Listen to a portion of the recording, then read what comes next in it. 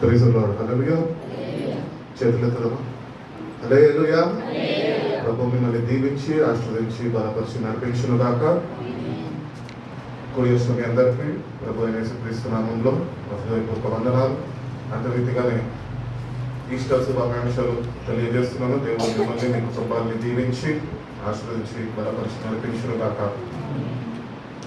మంచిదండి. వాక్యంలో వెళ్ళే ముందు ఒక పాట పాడుతున్నాం. అందరికి వచ్చిన పాటనే కలిసి పాడదాం, సరేనా? నోరులు ఉన్నారు, నోరు చేస్తే పాడండి. చేతులు ఉన్నారు, చప్పట్లు కొట్టి పాడండి.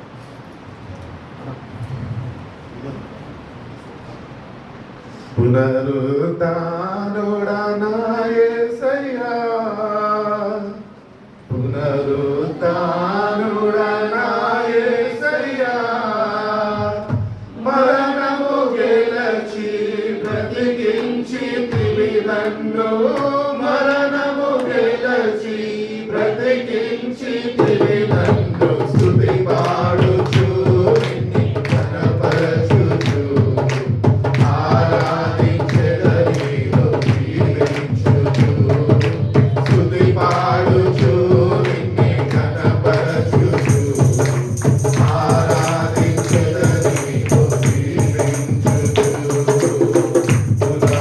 పునరుత్థానుడా నా యేసయ్యా, పునరుత్థానుడా నా యేసయ్యా, మరణము గెలచి బ్రతికించితివి నన్ను, మరణము గెలచి బ్రతికించితివి నన్ను. స్తుతి పాడుచు నిన్ను ఘనపరచుచు ఆరాధించెదనిలో జీవించుచు.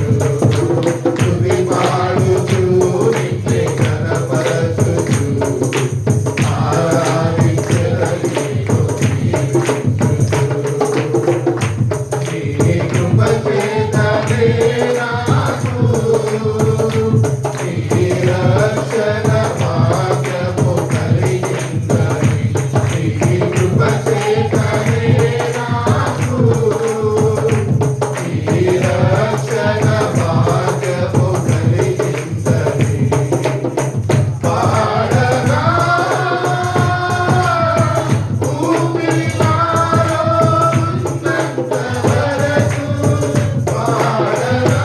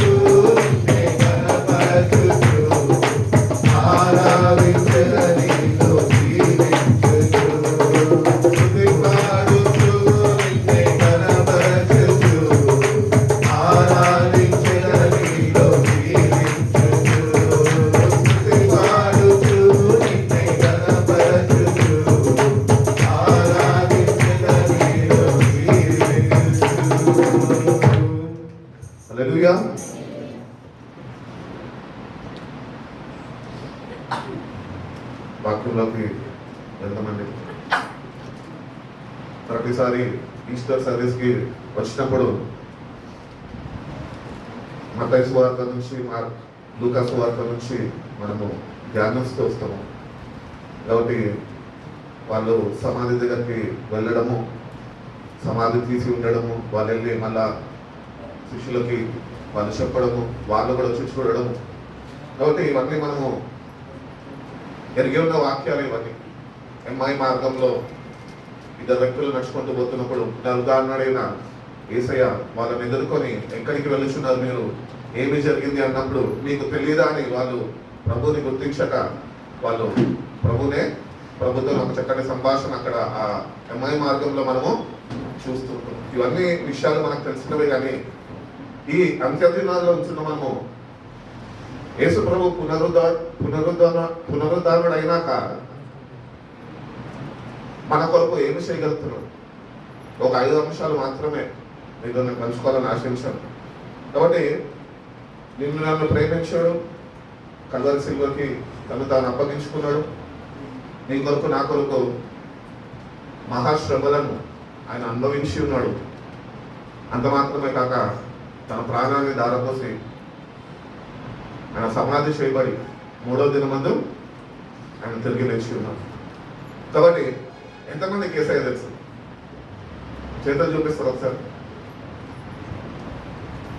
గుడ్ ఫ్రైడేకి ముందు యేసయ్య కాదు, గుడ్ ఫ్రైడే తర్వాత యేసయ్య వరకైనా తెలుసా? ఎన్కౌంటర్ అవ్వలేదా? ఎమ్మాయి మార్గంలో వాళ్ళిద్దరు ఎన్కౌంటర్ అయ్యారైనా, అవునా? నువ్వు ఎమ్మాయి మార్గం అంటే ప్రభువు చూపిన మార్గం, ప్రభువుని వెతుక్కుంటా నడిస్తే కనుక తప్పకుండా పునరుద్ధారుడైన యేసయ్యని నువ్వు కలుసుకోలేదు. ఎమ్మాయి మార్గంని విడిచిపెట్టి అమ్మాయి మార్గంలో ఉన్నావనుకో, అమ్మాయిలు తప్ప అక్కడ యేసయ్య దొరకదు. కాబట్టి ఎమ్మాయి మార్గం అనగా అది దేవుని దగ్గరికి మనం చేర్చేది, యెరూషలేముకి మనల్ని చేర్చేది. కాబట్టి యెరూషలేము మార్గంలో మనం నడుచుకుంటే కనుక ఏ ప్రభువునైతే ఈ ఇద్దరు శిష్యులు చూడగలిగారో, ఈ శిష్యులందరూ ఆయనను చూడగలిగారో మహిమ కలిగిన శరీరంతో ఆ యేసయ్యని మనము కలుసుకొని వారు రక్షణ పొందుకుంటే సరిపోదు. You have to have the reservation experience. పునరుద్ధానపు అనుభవము మనకు కావాలి. ఇప్పుడు పాట అయితే వాడుకున్నాం, పునరుద్ధానుడు నా యేసయ్య. సరే, యేసయ్య గురించి చక్కటి పాట పాడడం. కానీ నా ప్రశ్న ఏంటంటే, పునరుద్ధానుడైన యేసయ్యని నువ్వు కలుసుకున్నావా? నన్ను కలుసుకోలేదు, మేము ఇంకా ఆయన కలుసుకోలేదండి, మేము ఆయన ఎందుకు కానీ విశ్వసిస్తున్నాము అంటారేమో. అందుకనే యేసు ప్రభు వారు పునరుద్ధానుడైనాక శిష్యుల దగ్గరికి వెళ్తాడు. తోమాతో ఒక చక్కటి సంభాషణ మనకు తెలిసిందే. తోమాకి చెప్పినప్పుడు తోమా కూడా నమ్మడు మనలాగానే. ఎందుకంటే తోమా హృదయం లోపల సందేహం ఉన్నది, నేను చూస్తే గానీ నమ్మను అన్నాడు. అప్పుడు ప్రభు అంటున్నాడు, నీ వేలు నా గాయంలో పెట్టి చూడు. అప్పుడు ప్రభు ఒకటే అంటుంటాడు, ఏమంటాడు తెలుసా? చూసి నమ్మిన వారి కంటే చూడకుండా నమ్మిన వారే ధన్యులు. కాబట్టి we are not the first category, but we are the second category, washed in the blood of Christ. క్రీస్తు రక్తంలో కడగబడి ఆయనని మనము చూడలేని వారుగా మనం ఉంచుతాం. ఇది చాలా సిగ్గుచేటు మనకి. ప్రభుని రోజు మనం చూడాలి. ఎట్లా చూస్తాము? వాక్యంలో నుంచి ఆయన దర్శిస్తాడు. అందుకని వాక్యం చదవాలి. ప్రతిదినము వాక్యం చదివినప్పుడు ప్రభు యొక్క హృదయాన్ని, ప్రభు యొక్క ప్రణాళికని, ప్రభు యొక్క చిత్తాన్ని ఏంటో మనము తెలుసుకోగలుగుతాము. ఎట్టి రీతిగా అయితే మనము ప్రభుని రోజు వాక్యము ద్వారా తెలుసుకోగలుగుతామో, ప్రభు ఆ అనుభవాలు కూడా నేను నడిపిస్తూ ఆ పునరుద్ధానపు శక్తిని నీకు అనుగ్రహిస్తాను. కాబట్టి పునరుద్ధాన శక్తి మనము దేవుని గడుపుతున్నప్పుడు మనము పొందుకునే వారుగా మనం ఉంటాం. కాబట్టి God wants to fill you with the spirit. ఆయన ఆత్మతో నేను ఆయన నింపాలని ఆశపడుతున్నాను. ఈ దేహాన్ని ఆయన జయించి ఉన్నాడు, మరణాన్ని జయించి ఉన్నాడు, పాపాన్ని జయించి ఉన్నాడు. ఈ పునరుద్ధానం శక్తి అని ఒక క్రైస్తవుడు పొందుకుంటే కనుక వాడి లోకాన్ని మొత్తము జయించే శక్తిని దేవుడు వారికి ఇస్తాడు. మనంతటా మనం లోకాన్ని జయించలేము, కానీ పునరుద్ధాన శక్తి ఏదైతే మన ప్రభువుని లేపిందో ఆ పునరుద్ధాన శక్తిని మనం పొందుకుంటే, దేవుడిని అడిగితే, దేవుని వేడుకుంటే, దేవుని సన్నిధిలో కనిపెడితే, దేవుడు తన ఆత్మని నీ మీద కుమ్మరించగలిగితే కనుక దేవుడు ఎట్టి రీతిగా అయితే మరణం మీద జయాన్ని పొందాడో, పాపం మీద జయాన్ని పొందాడో, అట్టి రీతిగా సమాధిని ఎట్టి రీతిగా ఆయన గెలిచి లేచాడో అట్టి పునరుద్ధాన శక్తిని దేవుడు నీకు ఇస్తాడు. కాబట్టి ఈ పునరుద్ధాన శక్తితో మనం నింపబడాలి అంటే కనుక మనము దేవుని యందు అటు విశ్వాసము కలిగిన వారమై ఉండాలి. ఈరోజు పునరుద్ధాన పండగ చేసుకుంటున్నాము, ఈస్టర్ పండగ చేసుకుంటున్నాము, కానీ పునరుద్ధాన శక్తి అనుభవము లేని వారుగా మనం ఉంచాం. కాబట్టి దేవుని దగ్గరికి వెళ్ళి ప్రార్థన చేయడం ఇదేదో ఆచార భక్తి కాదు, కానీ ఇదేంటి అంటే God wants to empower you. ఆయన శక్తితో నేను ఆయన నింపాలని ఆశపడుతున్నాను. ఎంతో కాలం అవుతుంది మందిరానికి వచ్చి, ఒక గత 10 సంవత్సరాలు 20 సంవత్సరాలు అవుతుండొచ్చేమో, కానీ ఇంకా నీకు రిజర్వేషన్ పవర్ అనే ఎక్స్పీరియన్స్ అనుభవాలు లేకపోతే నువ్వు చేసుకున్న పండగ వృధా అయిపోతుంది. కాబట్టి దేవుడిని అడుగుదాం, దేవా నీ పునరుద్ధాన శక్తితో నీ ఆత్మతో నన్ను నింపు, నన్ను బలపరచు అని మనం దేవుడిని అడగలిగితే కనుక దేవుడు తప్పక మనకి సహాయము చేస్తాను అంటున్నాడు. ఎందుకంటే ఆయన అతి త్వరలో రాబోతున్నాడు. ఆయన రాబోతుండగా ఇంకా పునరుద్ధానపు అనుభవాలు మనకు లేకపోతే మనం ఆయన చేరగలుగుతామా? చేరలేదు. ఈ జీవితము దేవుడు దేనికి ఇచ్చాడు అంటే మనల్ని ప్రేమించి తన ప్రాణాన్ని దారపోసి ఈ రక్షణను మన చేతిలో పెట్టాడు. దేనికి తెలుసా? ఆయన కొరకు జీవిస్తామని, ఆయనలో ఉంటున్న పునరుద్ధాన శక్తిని మనం పొందుకొని మనం కూడా ఈ లోకంలో పాపంని, మరణంని, శాపాన్ని అన్నిటిని జయిస్తామని ఆ పునరుద్ధాన శక్తిని నీకు ఇవ్వడానికి ఆయన ఎదురు చూస్తున్నాడు. కాబట్టి ఈ పునరుద్ధాన శక్తిని దేవుని నుంచి మనము పొందుకునే వారుగా మనం ఉండాలి. కాబట్టి 5 అంశాలు చెప్తాను కదా, 5 బెనిఫిట్స్ ఆఫ్ రిజరక్షన్. ఫస్ట్ వచ్చేసి Jesus rose to forgive our sins. మన పాపాలని ఆయన క్షమించడానికి ఆయన ప్రాణాన్ని పెట్టాడు. అంత మాత్రమే కాక ప్రాణం పెట్టిన దేవుడు నిన్ను విమోచించడానికి ఆయన తిరిగి లేచాడు. హల్లెలూయా. కాబట్టి జీసస్ రోజ్ టు ఫర్గివ్ అస్. మనం క్షమించడానికి మాత్రమే ఆయన పునరుద్ధానుడై తిరిగి లేచాడు, నిన్ను విమోచించి ఉన్నాడు.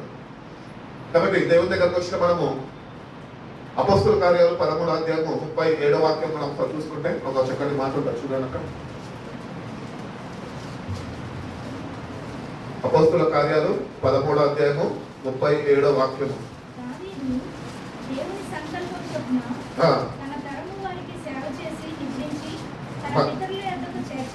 ఎక్కడ చదువుతున్నామా?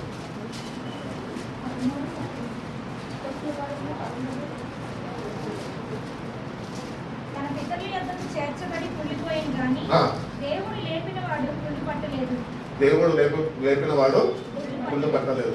కాబట్టి his body was not decade. ఎందుకంటే ఆయన పరిశుద్ధుడు. ఆ పరిశుద్ధ జీవితము జీవించినాడు కనుకనే ఈ పునరుద్ధాన శక్తి అనేది ఆయనలో దాగి ఉన్నది.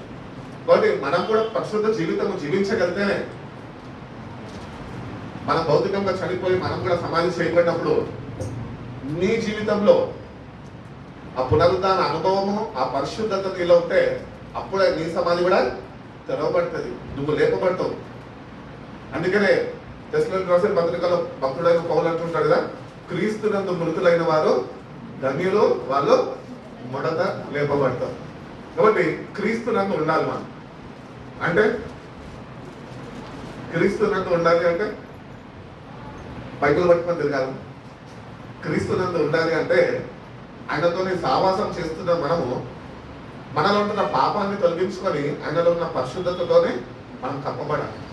నువ్వు ఎప్పుడైతే పరిశుద్ధతతో కప్పబడగలతావో అప్పుడే దేవుడు తన పునరుద్ధాన శక్తిని నీకు అనుగ్రహించగలదు. అందుకని వాక్యం చెప్తారు లేదా, పరిశుద్ధత లేకుండా దేవుని ఎవరు చూడలేదు. కాబట్టి పరిశుద్ధత కావాలి. ఈరోజు క్రైస్తవులుగా భక్తి చేస్తున్నాం, కానీ పరిశుద్ధత అనే అంశం దగ్గరకు వచ్చినప్పుడు అక్కడ చాలా మంది మనము తప్పిపోతున్నాము. పరిశుద్ధతని కాపాడుకోలేని వారుగా మన జీవితాలు వచ్చాయి. కానీ ఆ పరిశుద్ధతని నువ్వు పొందుకోలేవు కాబట్టి ఆయన పునరుద్ధానుడై పొందుకునే కృపను నీకు ఇచ్చాడు. దేవుని దగ్గరకు వచ్చిన మనము ఇంకా పాపం మనలో ఉంటున్నదేమో, ఆ పాపాన్ని మనం విడిచిపెట్టాలి. ఆయన శిల్వ మరణము ద్వారా మనం ఒకటి గుర్తించాలి. ఏంటి అంటే నేను కూడా ఒకరోజు చనిపోతాను, నేను కూడా ఒకరోజు సమాధి చేయబడతాను, కానీ నాలో పరిశుద్ధత లేకపోతే కనుక, పునరుద్ధాన శక్తి ఒక అనుభవం నాకు లేకపోతే కనుక నేను ఏమాత్రము సమాధిలో నుంచి లేపబడను. తెలుసా? పరిశుద్ధత లేకుండా మన సమాధిలో తెరవబడవు. ఆయన పరిశుద్ధుడు కనుకనే ఆయన సమాధి తెరవబడ్డది. ఎంతో మంది వచ్చారు దేవుళ్ళు అని చెప్పుకుంటూ, ఎంతోమంది వచ్చారు, ఎంతమంది ఆయన చనిపోయిన వారందరూ, దేవుళ్ళని పిలబడ్డ వారందరూ సమాధి చేయబడ్డారు. ఆ సమాధులు నేటికి కూడా అవి మూసే ఉన్నాయి. కానీ మన దేవుడు ఆయన సజీవుడు, పునరుద్ధానుడు. ప్రపంచం మొత్తంలో ఏ సమాధి తెరిచి ఉంది అంటే అది కేవలం మన ప్రభువు సమాధి ఒక్కటే తెరిచి ఉంది. కాబట్టి ఆ సమాధి తెరవబడ్డది అంటే సమాధిలో నుంచి మనము ఒకటి నేర్చుకోవాలి. ఏంటి అంటే ఇంతకుముందు చదువుకున్నది కూడా అపొస్తలుల కార్యాల్లో దావీదు వాళ్ళ పితరులతో సమాధి చేయబడిన ఏమైంది? కుళ్ళిపోయాను. దేవుడు లేపిన వాడు కుళ్ళు పట్టలేదు, కుళ్ళిపోలేదు. కాబట్టి దావీదు ఎవరు? దేవుని హృదయానుసారుడు, మనిషే. పాపంలో జీవించాడు, పాపంలో చేశాడు, పశ్చాత్తాపడ్డాడు, ఆయన నిద్రించాడు, ఆయన శరీరం కుళ్ళిపట్టింది. కానీ యేసు ప్రభు యొక్క శరీరం చూసినట్లయితే కనుక అది కుళ్ళి పట్టకుండా అది తిరిగి లేపబడ్డది. ఎందుకంటే ఆయనలో ఉంటున్న పరిశుద్ధత. ఆ పరిశుద్ధతను మనం దేవుని యొక్క నుంచి అపేక్షించుకోవాలి, పొందుకోవాలి. పరిశుద్ధంగా ప్రభు కొరకు మనం జీవించే వారుగా మన జీవితాన్ని సరిదిద్దుకోవాలి. గుడ్ ఫ్రైడే చేసుకుంటే పరిశుద్ధత రాదు. ఈస్టర్ సెలబ్రేట్ చేసుకొని తెల్ల బట్టలు వేసుకుంటే పరిశుద్ధత రాదు. హృదయం పరిశుద్ధంగా ఉండాలి. దేవుడు నీ హృదయ అంతరంగాన్ని చూస్తున్నాడు. నీ హృదయంలో ఎవరికి స్థానం ఇచ్చి ఉన్నావు? పునరుద్ధానుడైన యేసుకి నీ హృదయంలో స్థానం ఉంటున్నదా? అటు స్థానమైన కొరకు సిద్ధపరచవా? అంటే పరిశుద్ధమైన జీవితం నువ్వు జీవించాలని నువ్వు ఆశ కలిగి ఉన్నావా? ఒకవేళ వాటి ఆశ కలిగి ఉంటే నువ్వు ధన్యుడే. దేవుడు నీకు పునరుద్ధాన శక్తిని ఆయన ఇవ్వాలని ఆశపడుతున్నాడు. కాబట్టి we have to seek holiness in the presence of God. దేవుని సన్నిధిలో పరిశుద్ధతని మనము వెతికి అది మనం సంపాదించుకోవాలి దేవుని దగ్గర నుంచి. ఒక్కసారి చెడిపోతే ఇంకంతే, చెడిపోయిందే. కానీ మన దేవుడు ఎవరు తెలుసా? చెడిపోయిన మన బ్రతుకులని బాగు చేసే దేవుడు. పాపముతోని క్షీణించుకుపోయిన ఈ జీవితాన్ని, ఈ శరీరాన్ని ఆయన పరిశుద్ధపరిచేవాడు. ఆయన అందుకే ఆయన పరిశుద్ధుడు అని పిలుస్తాడు. కాబట్టి ఆ పరిశుద్ధుడిని మనం ఆరాధిస్తుండగా మన ఆరాధన దేవుడు అంగీకరిస్తున్నాడా అని దానికి జవాబు ఉన్నది అంటే నీలో పరిశుద్ధత ఉంటేనే ఆయన ఆరాధన అంగీకరించగలదు. కాబట్టి పరిశుద్ధత కొరకు దేవుడి సన్నిధికి రావాలి. దేవుడు ఏదో ఇస్తాడు, ఏదో చేస్తాడు అని కాదు. దేవుడు చేయవలసినంతా చేస్తాడు. నీ కొరకు ప్రాణాన్ని దారపోస్తాడు, నిన్ను బ్రతికించుకున్నాడు, నీకంటే ఒక బ్రతుకునిచ్చాడు, నిన్ను ప్రేమించాడు, నేటికి కూడా నిన్ను సహిస్తున్నాడు, నిన్ను భరిస్తున్నాడు. దేనికి తెలుసా? నువ్వు పరిశుద్ధంగా జీవిస్తావు. మా నేను ఉందా పరిశుద్ధత? మనం ఏ పాపం లేదు అని చెప్పగలుగుతామా? మనం భేదం ఏమీ లేదు. అందరూ పాపము చేసి దేవుడు అనుగ్రహిస్తున్న మహిమను పోగొట్టుకున్నారు, పొందలేకపోతున్నారు. ఎందుకు పొందలేకపోతున్నారు? గవర్నమెంట్ ఏమో రేషన్ ఇస్తా అంటే రేషన్కి సంచి పట్టుకుపోయి రేషన్ తెచ్చుకుంటావు, కానీ దేవుడు ఇస్తున్న మహిమను ఎందుకు నువ్వు పొందుకోలేకపోతున్నావు? అంటే నీకు ఆసక్తి లేదు, పరిశుద్ధంగా జీవించాలన్న ఆశ లేదు, దేవుని కొరకు సమర్పించుకోవాలన్న ఆశ లేదు. మళ్ళీ ఆయన తిరిగి రాబోతుండగా ఆయన నేను ఎదుర్కోవాలన్న ఏమంటారు, ఆ భయం మనలో లేదు.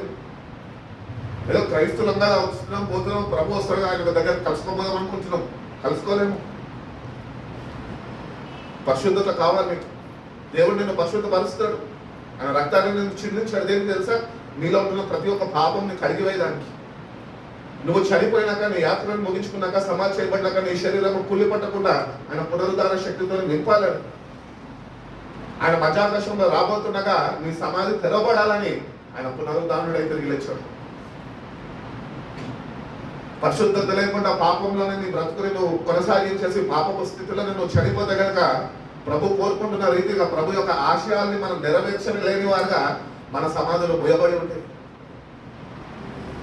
ప్రతి ఒక్కరం ఇక్కడ ఉన్న వాళ్ళు మనం ఒకరోజు చనిపోతాం.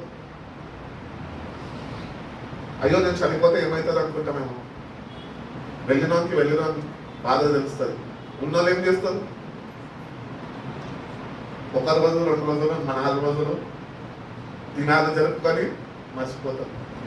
నెక్స్ట్ వాళ్ళ రౌండ్ ఉంటుంది కదా, ఆ భయము ఆలోచన ఉండదు. నేను ఒకటి చెప్తున్నా, నువ్వు కానీ నేను కానీ ఇక్కడ మనలో ఉన్నవారు ఎవరన్నా కానీ చనిపోతే నిన్ను, నీ ఇంటి వారు కానీ ఎవరన్నా కానీ ఒక 24 అవర్స్ 48 అవర్స్ జ్ఞాపకం చేసుకుంటారు. యథావిధిగా వాళ్ళ పనులలో వాళ్ళు ఉంటారు. నువ్వు వాళ్ళని విడిచిపెట్టేసావు అని చెప్పి, నువ్వు విడిచిపెట్టి వెళ్ళిపోయినావని చెప్పి వాళ్ళ జీవితాల్లో వాళ్ళు ఆగిపోరు. వాళ్ళు ముందుకు సాగిపోతూ ఉంటారు. ఎక్కడికి సాగిపోతున్నావు నువ్వు? ప్రభు అయితే నీ కొరకు నా కొరకు సమాధి చేయబడ్డాడు, పునరుద్ధరణుడై తిరిగి లేచాడు. ఈ లోకంలో నీకు నాకు రక్షణ ఇచ్చాడు. ప్రభు పునరుద్ధరణుడై తిరిగి లేచినాక అనేక మందికి ఆయన కనిపించాడు. అటు రీతిగానే 500 మందికి ఒకటేసారి కనిపించాడట. మరి కనపడిన యేసయ్య ఈ రోజు నేడు ఆయన సజీవుడు కనుక ఈరోజు మన మధ్యలో ఆయన ఉంటుండగా నువ్వు ఆయన కలుసుకోగలుగుతున్నావు? ఆ ప్రభుని నువ్వు కలుసుకొని, ఆ ప్రభుని బట్టి, ఆయన చేసిన త్యాగాన్ని బట్టి, ఆయన అనుగ్రహిస్తున్న శక్తిని బట్టి, ఆయన అనుగ్రహిస్తున్న పరిశుద్ధాత్మ శక్తిని బట్టి నువ్వు ఆయనలో ఆనందించగలుగుతున్నావు? వాళ్ళు లేకపోతే కనుక నేటి నుంచైనా ప్రభువా నా జీవితాన్ని ఒక్కసారి సరి చేయగలను, నా జీవితంలో నాలో అంటూ ఏ మనిషియో లేదయ్యా, కానీ రక్తం చేత కడిగి నన్ను పరిశుద్ధపరచవా, నీ పరిశుద్ధాత్మని నాకు అనుగ్రహించవా అని నువ్వు ప్రతి ఒక్క పాపాన్ని నువ్వు ఒప్పుకోవాలి. ఒప్పుకొని ఏం చేయాలి? విడిచిపెట్టాలి అని బైబిల్ చెప్తుంది.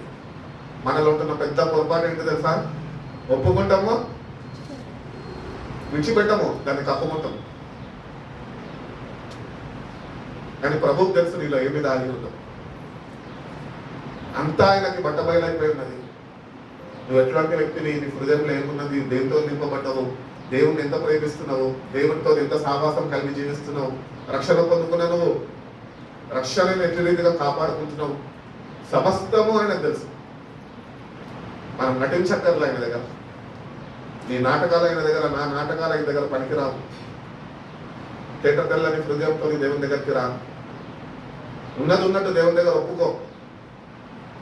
ఒప్పుకుంటేనే పాపం నుంచి, మరణ భయం నుంచి, శాపం నుంచి నీకు విడుదల కలిగిస్తాడు దేవుడు. ఈరోజు మందిని చూస్తున్నట్లయితే శాపం వెంటాడుతున్నది. ఎందుకు శాపం వెంటాడుతుంది? పాపం దాగి ఉంటే శాపం వెంటాడుతూ ఉంటుంది. దాచుకోకు పాపాన్ని, విడిచిపెట్టే. ప్రభు నీ కొరకే, నీ పాపాన్ని నిమిత్తమే కల్వరి శిలువలో ఆయన మరణించాడు. ఆ కల్వరి శిలువలో నీలో ఏ పాపం అయితే నువ్వు నివసిస్తుందో ఆ పాపం నువ్వు శిలువలో గుర్తించగలుగుతున్నావు. గుర్తించిన నువ్వు ఆయన రక్తం చిందించడానికి రక్తంతో నువ్వు కడగబడుతున్నావా? ఆ పాపాన్ని నువ్వు శిలువ వేసావా? నీ శరీరాన్ని క్రీస్తు కొరకు, క్రీస్తుతో సిలువ వేయబడి ఇంకా బ్రతుకుంట నేను కాదు, బ్రతుకుంట క్రీస్తే అని నువ్వు చెప్పగలుగుతున్నావు. ప్రభు కొరకు అటు రీతిగా మనం జీవించగలుగుతున్నామా?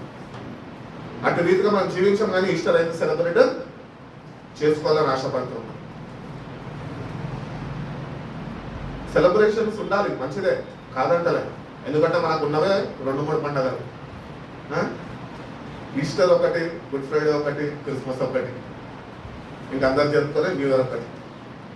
కానీ ఈస్టర్కి పునరుద్ధాన ఆచరించడానికి చక్కగా మనం ప్రిపేర్ అవుతున్నాం. కానీ నీ ఆత్మీయతలో నువ్వు ప్రిపరేషన్ కలిగి ఉన్నావు. అటు ప్రిపరేషన్ నీకుంటున్నా? ఆ పునరుద్ధాన శక్తిని దేవుని దగ్గర నుంచి పొందుకోవడానికి సిద్ధపాటు నీకున్నదా? సిద్ధపరచుకో, నిన్ను నువ్వు సిద్ధపరచుకో. దేవుడిని అడుగుదాం, దేవా నన్ను పరిశుద్ధపరచయ్యా, నాలో నా అపవిత్రతను తొలగించుకొని నీ కొరకు నేను పరిశుద్ధ జీవితము నేను జీవిస్తానయ్యా అని నువ్వు దేవుడిని నువ్వు అడగగలిగితే కనుక దేవుడు నీకు సహాయం చేస్తాడు. ఆయన నీకు సహాయం చేయడానికే ఆయన నీ దగ్గరకు వచ్చాడు. కాబట్టి దేవుని దగ్గరకు వచ్చిన మనము మొట్టమొదటిగా ఒక గుర్తింపు ఏంటి అంటే, ఆయన ఎందుకు తిరిగి లేచాడు అంటే, నువ్వు ఇంకా పాప స్థితిలో రేటింగ్ కూడా ఉన్నావు, నువ్వు పాపాలు ఒప్పుకుంటే ఆయన క్షమించడానికి ఆయన తిరిగి లేచాడు.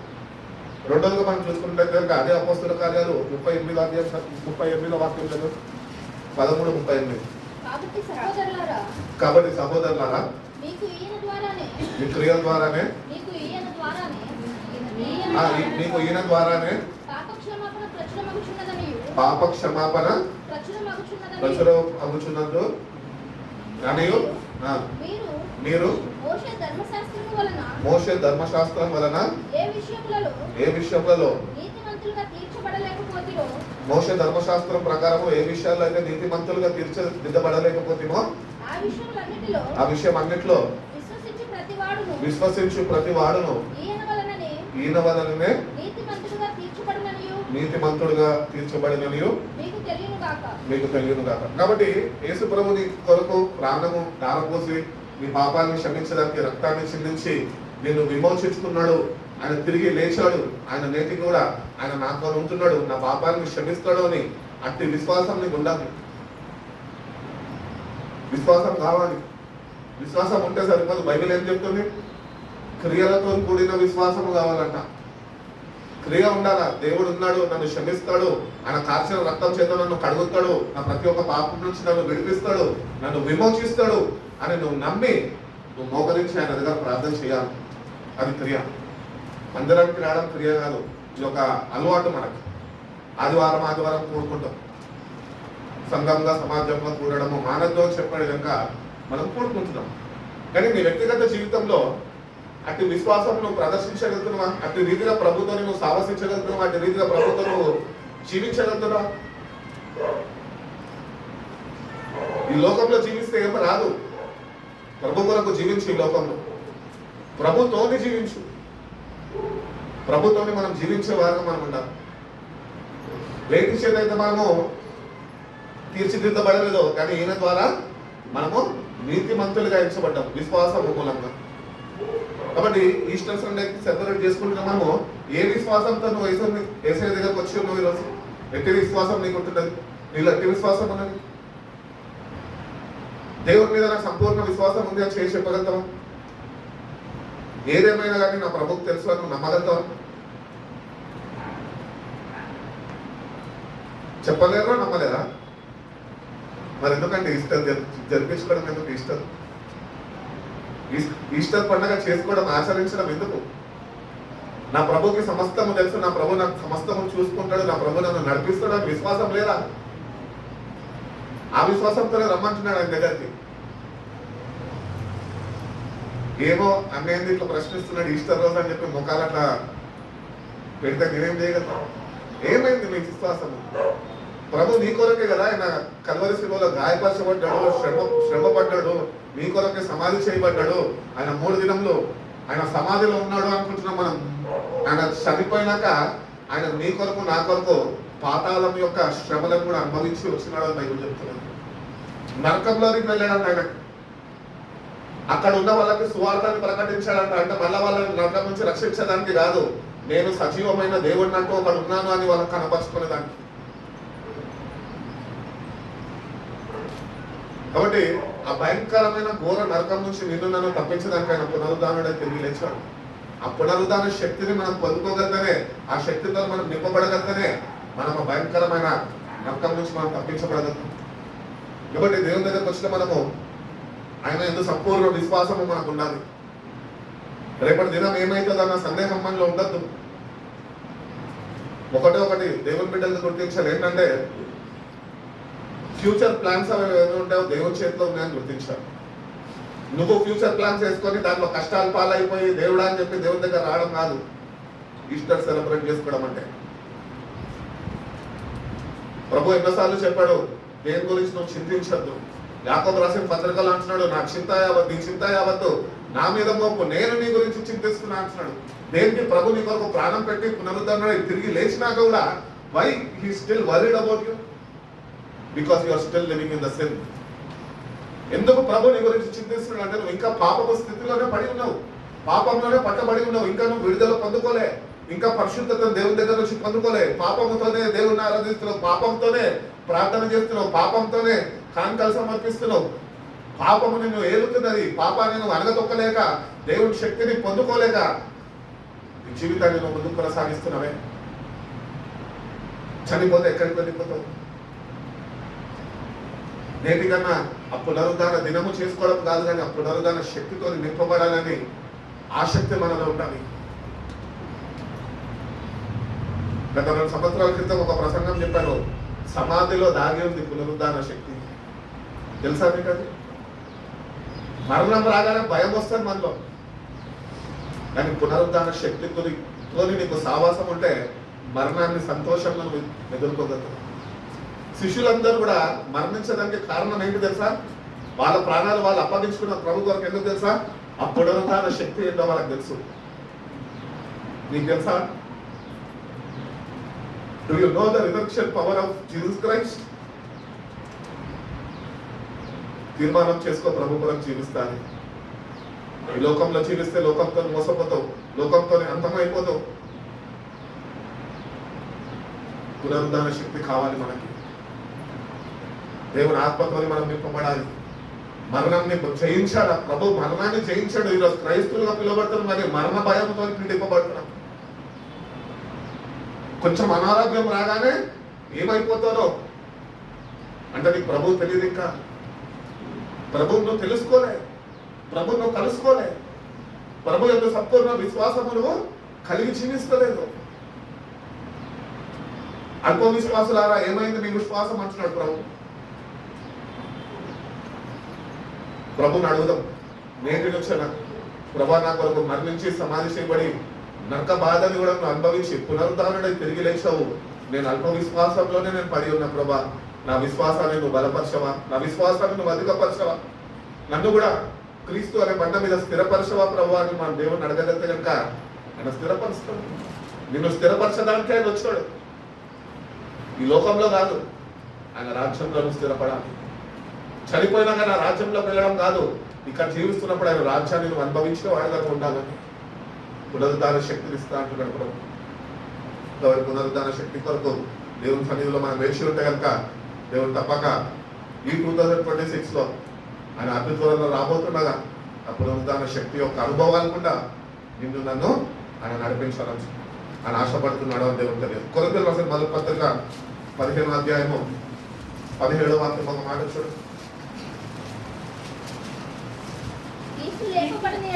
క్రీస్తు లేపబడని ఎడల మీ విశ్వాసము వ్యర్థమే, మీరు ఇంకను మీ పాపములలోనే ఉన్నారు. అంతేకాదు క్రీస్తునందు నిద్రించే వారు కూడా నశించారు. కాబట్టి యేసు ప్రభు ఒకవేళ తిరిగి లేపబడకపోయి ఉంటే మనకుంటున్న విశ్వాసము వ్యర్థమే. కానీ ఈరోజు మన విశ్వాసము వ్యర్థం కాదు. అందుకనే బైబిల్ చెప్తుంది కదా, నీ విశ్వాసము నిన్ను సిగ్గుపడనీయదు. ముందు దేవుని నిన్ను సంపూర్ణ విశ్వాసం నేర్పు. విశ్వాసం ఎట్లా పెంపొందించుకుంటావు తెలుసా? నువ్వు వ్యక్తిగతంగా ఆయనతో సావాసంలో నిలిచినప్పుడు నీ విశ్వాసం దేవుడు పెంపొందిస్తాడు. విశ్వాసంలో స్థిరుడుగా నన్ను నిలబెడతాడు. అంటే సావాసం ప్రభుత్వం నీకు కావాలి అని కోరుకుంటున్నాం. ప్రభు నిన్ను ప్రేమించే నీ కొరకే ఆయన వచ్చాడు, ప్రాణాన్ని దారపోసాడు, పునరుద్ధరణ తిరిగి లేచాడు. ఇక నేను ఇంకా నేను జీవిస్తున్నాను, మీరు కూడా జీవించండి అంటున్నాడు. As I live you shall also live అంటున్నాడు ప్రభు. బ్రతకాల ప్రభు కొరకు బ్రతకాలి. ఈ జీవితం తాత్కాలికమైనది, కొద్ది కాలమే.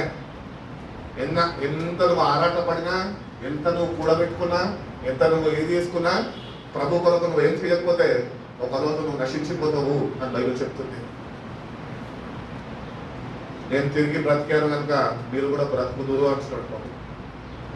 ప్రభునందు నువ్వు ఉంటేనే, ప్రభుని నువ్వు కలిగి జీవించగలితేనే, ప్రభు నీలో ఉండగలితేనే, ప్రభుకి నువ్వు చోటుని నువ్వు సిద్ధపరిస్తేనే అటు అనుభవాలు ఉన్న దేవుడు నిన్ను నడిపిస్తాను.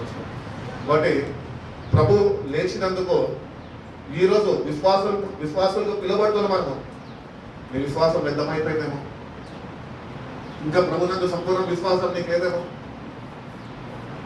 ప్రభు దగ్గర చెప్తాం, ప్రభు నా విశ్వాసం వ్యర్థమైపోయింది, నాకు అయితే క్షమించి మళ్ళీ నేను విశ్వాసాన్ని నేను తిరిగి పొందుకొని నీ అంత సంపూర్ణ విశ్వాసము నేను కలిగి జీవించే కృపను నాకు దయచేయి ప్రభు అని ప్రభుని మనం వేడుకుంటే కనుక ప్రభు నాకు నువ్వు వద్దు అని త్రోసివేయడు, కానీ నేటికన్నా నువ్వు నన్ను అర్థం చేసుకున్నా అని చెప్పి చేర తీసుకుంటాడు. మళ్ళా నీకు విశ్వాసాన్ని అనుగ్రహిస్తాను. కాపాడుకో విశ్వాసాన్ని. భక్తుడైన పౌలు చెప్తున్నాడు, నేను మంచి పోరాటం పోరాడను, నేను పరుగుని కడముట్టించాను, నా విశ్వాసాన్ని నేను కాపాడుకున్నాను. ఈస్టర్ సెలబ్రేట్ చేసుకుంటే, క్రిస్మస్ సెలబ్రేట్ చేసుకుంటే, లేకపోతే మరి వేరే మన ఫంక్షన్లు సెలబ్రేట్ చేసుకుంటే మనము విశ్వాసంలో ఎదగలేము. ప్రభుత్వం ఉంటేనే, ఏకాంతంగా ప్రభుత్వం గడిపితేనే, వాక్యంతో గడపగలితేనే నీ విశ్వాసంలో నువ్వు స్థిరపడగలుగుతావు. ప్రభుత్వం సావాసంలో నిలిచి ఉండాలి. ప్రభు అందుకనే నీ కొరకే వచ్చాడు. ఆయన పునరుద్ధరణ తిరిగి లేచాడు. ఎందుకు తెలుసా? ఆయన నీతో ఉండడానికి, నీలో ఉండడానికి. భక్తుడు చెప్తూ ఉంటాడు కదా, నీలో ఉన్నవాడు ఈ లోకంలో ఉన్నవాడు కన్నా గొప్పవాడు. తెలుసా నీలో వాడు ఉన్నాడు? మరి ఆయన తెలుసుకున్నా నువ్వు ఎందుకు ఈ లోకంలో ఆరాటపడుతున్నావు? ఈ లోకం గురించి ఎందుకు ఆలోచిస్తున్నావు? లోకం తలంపులతో ఎందుకు ఈడుపడుతున్నావు? దేవుడు అతి త్వరగా రాబోతుండగా ఆయన రాజ్యంలోనికి నేను చేర్చుకోబోతుండగా ఇంకా లోక తలంపులతో నువ్వు పీడింపబడుతున్నావే. లే, ఈ రోజు నుంచి ఈ లోకం నుంచి వేరుపరచబడి ప్రభు యొక్క రాజ్యానికి మనం సిద్ధపడేవారుగా మనం ఉండాలి. దేవుడు ఎంతగానో ఆశిస్తున్నాం. ఇప్పుడుంటున్న ప్రస్తుత పరిస్థితిని మనం చూస్తున్నట్లయితే, యుద్ధ వాతావరణాన్ని మనం చూస్తున్నట్లయితే కనుక అక్షరాల బైబిల్లో ఏమేమి చెప్పబడి ఉన్నదో అవన్నీ నెరవేర్చబడుతున్నాయి. నేటికి కూడా క్రైస్తవులుగా మేలుకొల్పుంటారే మనకి. ఇంకా ఈస్టర్ సెలబ్రేట్ చేసుకోవాలా, ఇంకా ఈ పట్టు చీర కొనుక్కోవాలా, ఆ పట్టు చీర కొనుక్కోవాలా, ఇంకా ఇది వేసుకోవాలా, ఇంకా అది వేసుకోవాలా. ఎక్కడికి వెళ్ళిపోతాం ఇట్లాంటి భక్తులు ఉంటాయి. ప్రభు రానే వస్తాడు మధ్యాకాశంలోనికి. ఏ జామునైనా రాబోతాడు అని బైబిల్ చెప్తున్నది. మేబీ మధ్యాహ్నం రావచ్చు, మేబీ సాయంత్రం రావచ్చు, మేబీ రాత్రి రావచ్చు, లేకపోతే అర్ధరాత్రి రావచ్చు, తెల్లవారుజామున రావచ్చు. ప్రభు ఎప్పుడన్నా రావచ్చు. కానీ సంఘానికి సిద్ధపాటు లేదే. సంఘము సిద్ధపడాలి అంటే దేవుని ఆత్మతోనే సంఘము నింపబడాలి. పునరుద్ధాన శక్తి యొక్క అనుభవం సంఘంకి కావాలి. సంఘము మరణ భయం నుంచి విడుదల పొందుకోవాలి. నీ గుండె మీద నువ్వు చేసుకొని చెప్పగలుగుతావా, నాకు మరణ భయం లేదని? చనిపోతే నా పిల్లలు ఏమైపోతారో, నా కుటుంబం ఏమైపోతుందో, ఏమైపోదు. నువ్వు అంత టెన్షన్ తీసుకోదు. కామ్గా చనిపోయేది ఉంటాయి. ప్రభునందు సంపూర్ణ విశ్వాసంతో సంతోషంగా చనిపో. ఎందుకంటే జీవించింది ప్రభు కొరకు కాబట్టి. ఈ ఆడవారికి నేను చెప్తున్నా ఎక్కువ, వాళ్ళకి అదే టెన్షన్ ఉంటుంది ఎక్కువ. నాకేమన్నా అయితే నా పిల్లలు ఏమైతుందో. నీకన్నా ఎక్కువగా నీ పిల్లల పట్ల నా ప్రభు శ్రద్ధ వహిస్తున్నాడు. హల్లెలూయా. ఆయన పునరుద్ధానుడు. నువ్వు ప్రభువుని సంతోషపెట్టే బిడ్డగా, ప్రభుత్వని కలిసి జీవించే బిడ్డగా నువ్వు ఉంటే చాలు. నీ పిల్లల గురించి నువ్వు టెన్షన్ పడి నువ్వేం చేయలేవు. ప్రభు సమస్తము ఎరిగినవాడు, సమస్తము ఆయన చూసుకుంటాడు అన్న విశ్వాసం నీకు కావాలి. ఆయన పునరుద్ధానుడై తిరిగి లేచాడు. ఎందుకు తెలుసా? నీ బిడ్డల గురించి నువ్వు వరి అవ్వడానికి కాదు. నువ్వు ఆయన ఉన్నాడు అని గొప్ప ధైర్యంతో, నీ విశ్వాసంతో ముందుకు నడవడానికి. ఈరోజు తల్లిలకు చూస్తే చాలా బాధ అనిపిస్తూ ఉంటుంది. పిల్లల గురించి చల్లాడిపోతుంటారు, భయపడిపోతుంటారు, ఏమైపోతారో వీళ్ళ. ఎందుకు ప్రభుని ఎంత విశ్వాసం లేదా? ప్రభు నీ కొరకే కదా తిరిగి లేచాడు. నేటికన్నా ఈ లోకపరమైన ఏమంటారు ఒత్తిళ్లన్నింటినీ దూరపరచుకో. వరీస్ ని దూరం పెట్టేసి. Worry is not from God, worry is from the devil. నువ్వు చింతిస్తున్నావు, దేని గురించి ఎక్కువ ఆలోచిస్తున్నావు, అది అపవాదం నీకు కలగజేసి నీ విశ్వాసం నుంచి వాడు నిన్ను వైతొలగించాలని ప్రయత్నిస్తున్నాడు, కుట్రపడుతున్నాడు వాడు. ఎక్కువ వరి అవ్వద్దు లైఫ్ లో. సంతోషంగా ఈ రోజే నా లాస్ట్ డే అంటే, ప్రభా నీ కొరకు నేను నీళ్ళు ఎంత ఆనందించాలో ఈ రోజు నేను ఆనందించే గొప్ప భాగ్యాన్ని నాకు దయచే ప్రభా. ఇంకా ఎంతమంది కొరకు నేను ప్రార్థన చేయగలుగుతాను ఈ దినమే, అంతమంది నేను జ్ఞాపకం చేసుకొని ప్రార్థన చేసే కృపను నాకు దయచే ప్రభా. నా సమయం రాగానే ప్రభా ఇక్కడ కన్ను మూస్తాను, నీ సన్నిధిలో నేను కన్ను తెలుస్తాను. అది శుభప్రదమైన నిరీక్షణ అనుకుంటారా? విశ్వాసం లేదు, నిరీక్షణ లేదు, కానీ దేవుని రాజ్యంలోనికి చేరాలంటాం. ఎవరి రక్షణ వాళ్ళదే. పాస్టర్ గారు వెనకాల వచ్చేస్తా అంటే పాస్టర్ గారు వెనకాల ఎవరు రానియారు. పాస్టర్ గారు భార్యని రానియారు, పాస్టర్ గారు తల్లిగారిని రానియారు. ఎవరు వాళ్ళే చేరుకోవాలి పోయి. కాబట్టి దేవుడు నీ కొరకు తెచ్చాడు కనుక ఆయన నీతో ఉంటున్నాడు. నీ కష్టంలో, నీ కన్నీరులో, నీ బాధలో, నీ ఒంటరితనంలో ఆయన నీతో ఉంటున్నాడు. నువ్వు గుర్తించలేకపోతున్నావు ప్రభుని అంతే. ఎంఐ మార్గంలో వాళ్ళిద్దరు సహోదరులు నడుచుకొని వెళ్తున్నప్పుడు ప్రభు వాళ్ళని అడిగినప్పుడు వాళ్ళు గుర్తించలేకపోయారు ప్రభుని. ఈరోజు మన జీవితాలు కూడా అంతే. ప్రభు మనతోనే ఉన్నాడు, మనం ఆయన గుర్తించలేకపోతున్నాం. మన ఆత్మీయ నేత్రాలు గుడ్డితనంలో ఉన్నాయి. ఆత్మీయ వెలుగుదల లేదు. హృదయంలో చీకటితో నింపబడి ఉన్నది. ఇంకా దేవుడు నీ హృదయాన్ని, నీ మనోనేత్రాన్ని వెలిగించలేదు. నువ్వు ప్రభుని గుర్తించలేని వాడుగానే ఉంటున్నావు, కానీ ప్రభుని ఆరాధించే క్రైస్తవుడుగా ఈ లోకంలో నువ్వు నడిపింపబడుతున్నావు. బైబిల్ చెప్పుచున్నది, నా మాటలు కాదు. ఎక్కడైతే ఇద్దరు ముగ్గురు నా నామంలో కూడి ఉంటారో వాళ్ళ మధ్యలో నేనున్నానంటున్నాడు ప్రభు. ఆయన మన మధ్యలో ఉన్నాడు, ఆయన నివాసం చేస్తున్నాడు. ఇంకా ప్రభుని ఎక్కువగా తెలిసిన వ్యక్తులు అయితే ఒకటే గుర్తించడం ఏంటంటే ప్రభు మన మధ్యలో ఉండడం ఏంటి, ఆయన నాలోనే ఉంటుంటే. హల్లెలూయా. ఆయన మనలో ఉన్నాడండి. మనలో ఉండడానికి ఆయన వచ్చాడు. గుడులు కడితే గుడుల్లో ఉండడానికి రాలే ఆయన. మనుషులు చేతులతో నిర్మించిన భవనాల్లో ఉండడానికి రాలే ఆయన. నీ గుండెల్లో ఉండడానికి వచ్చినాడు. ఈరోజు కదా ప్రభుకి ఇది హృదయంలో నువ్వు స్థానం ఇవ్వగలుగుతావా? నువ్వు ఇస్తేనే నీ జీవితంలో దేవుడు ఒక మార్పుని కలగజేయగలుగుతాడు. లేకపోతే ఇదే క్రైస్తవ జీవితంలో నువ్వు ముగించుకొని మార్పు లేని వాడిగా చనిపోతే, ప్రభువుని కలిగి జీవించక నువ్వు చనిపోతే, ఇంతకాలము చేసిన నీ క్రైస్తవ భక్తి మొత్తము నిత్య నాశనంలోకి నడిపిస్తుంది. కాబట్టి మార్పుని దేవుడు ఇవ్వమన్నాడు. రెండోది మనం చూసుకున్నట్టయితే యేసు ప్రభు ఎందుకు ఆయన తిరిగి లేచాడు అంటే ఆయన స్వస్థత పరచడానికి. God wants to heal you. అపోస్తుల కార్యాలు 4వ అధ్యాయం 10వ వాక్యంలో ఉంటుంది చూడు.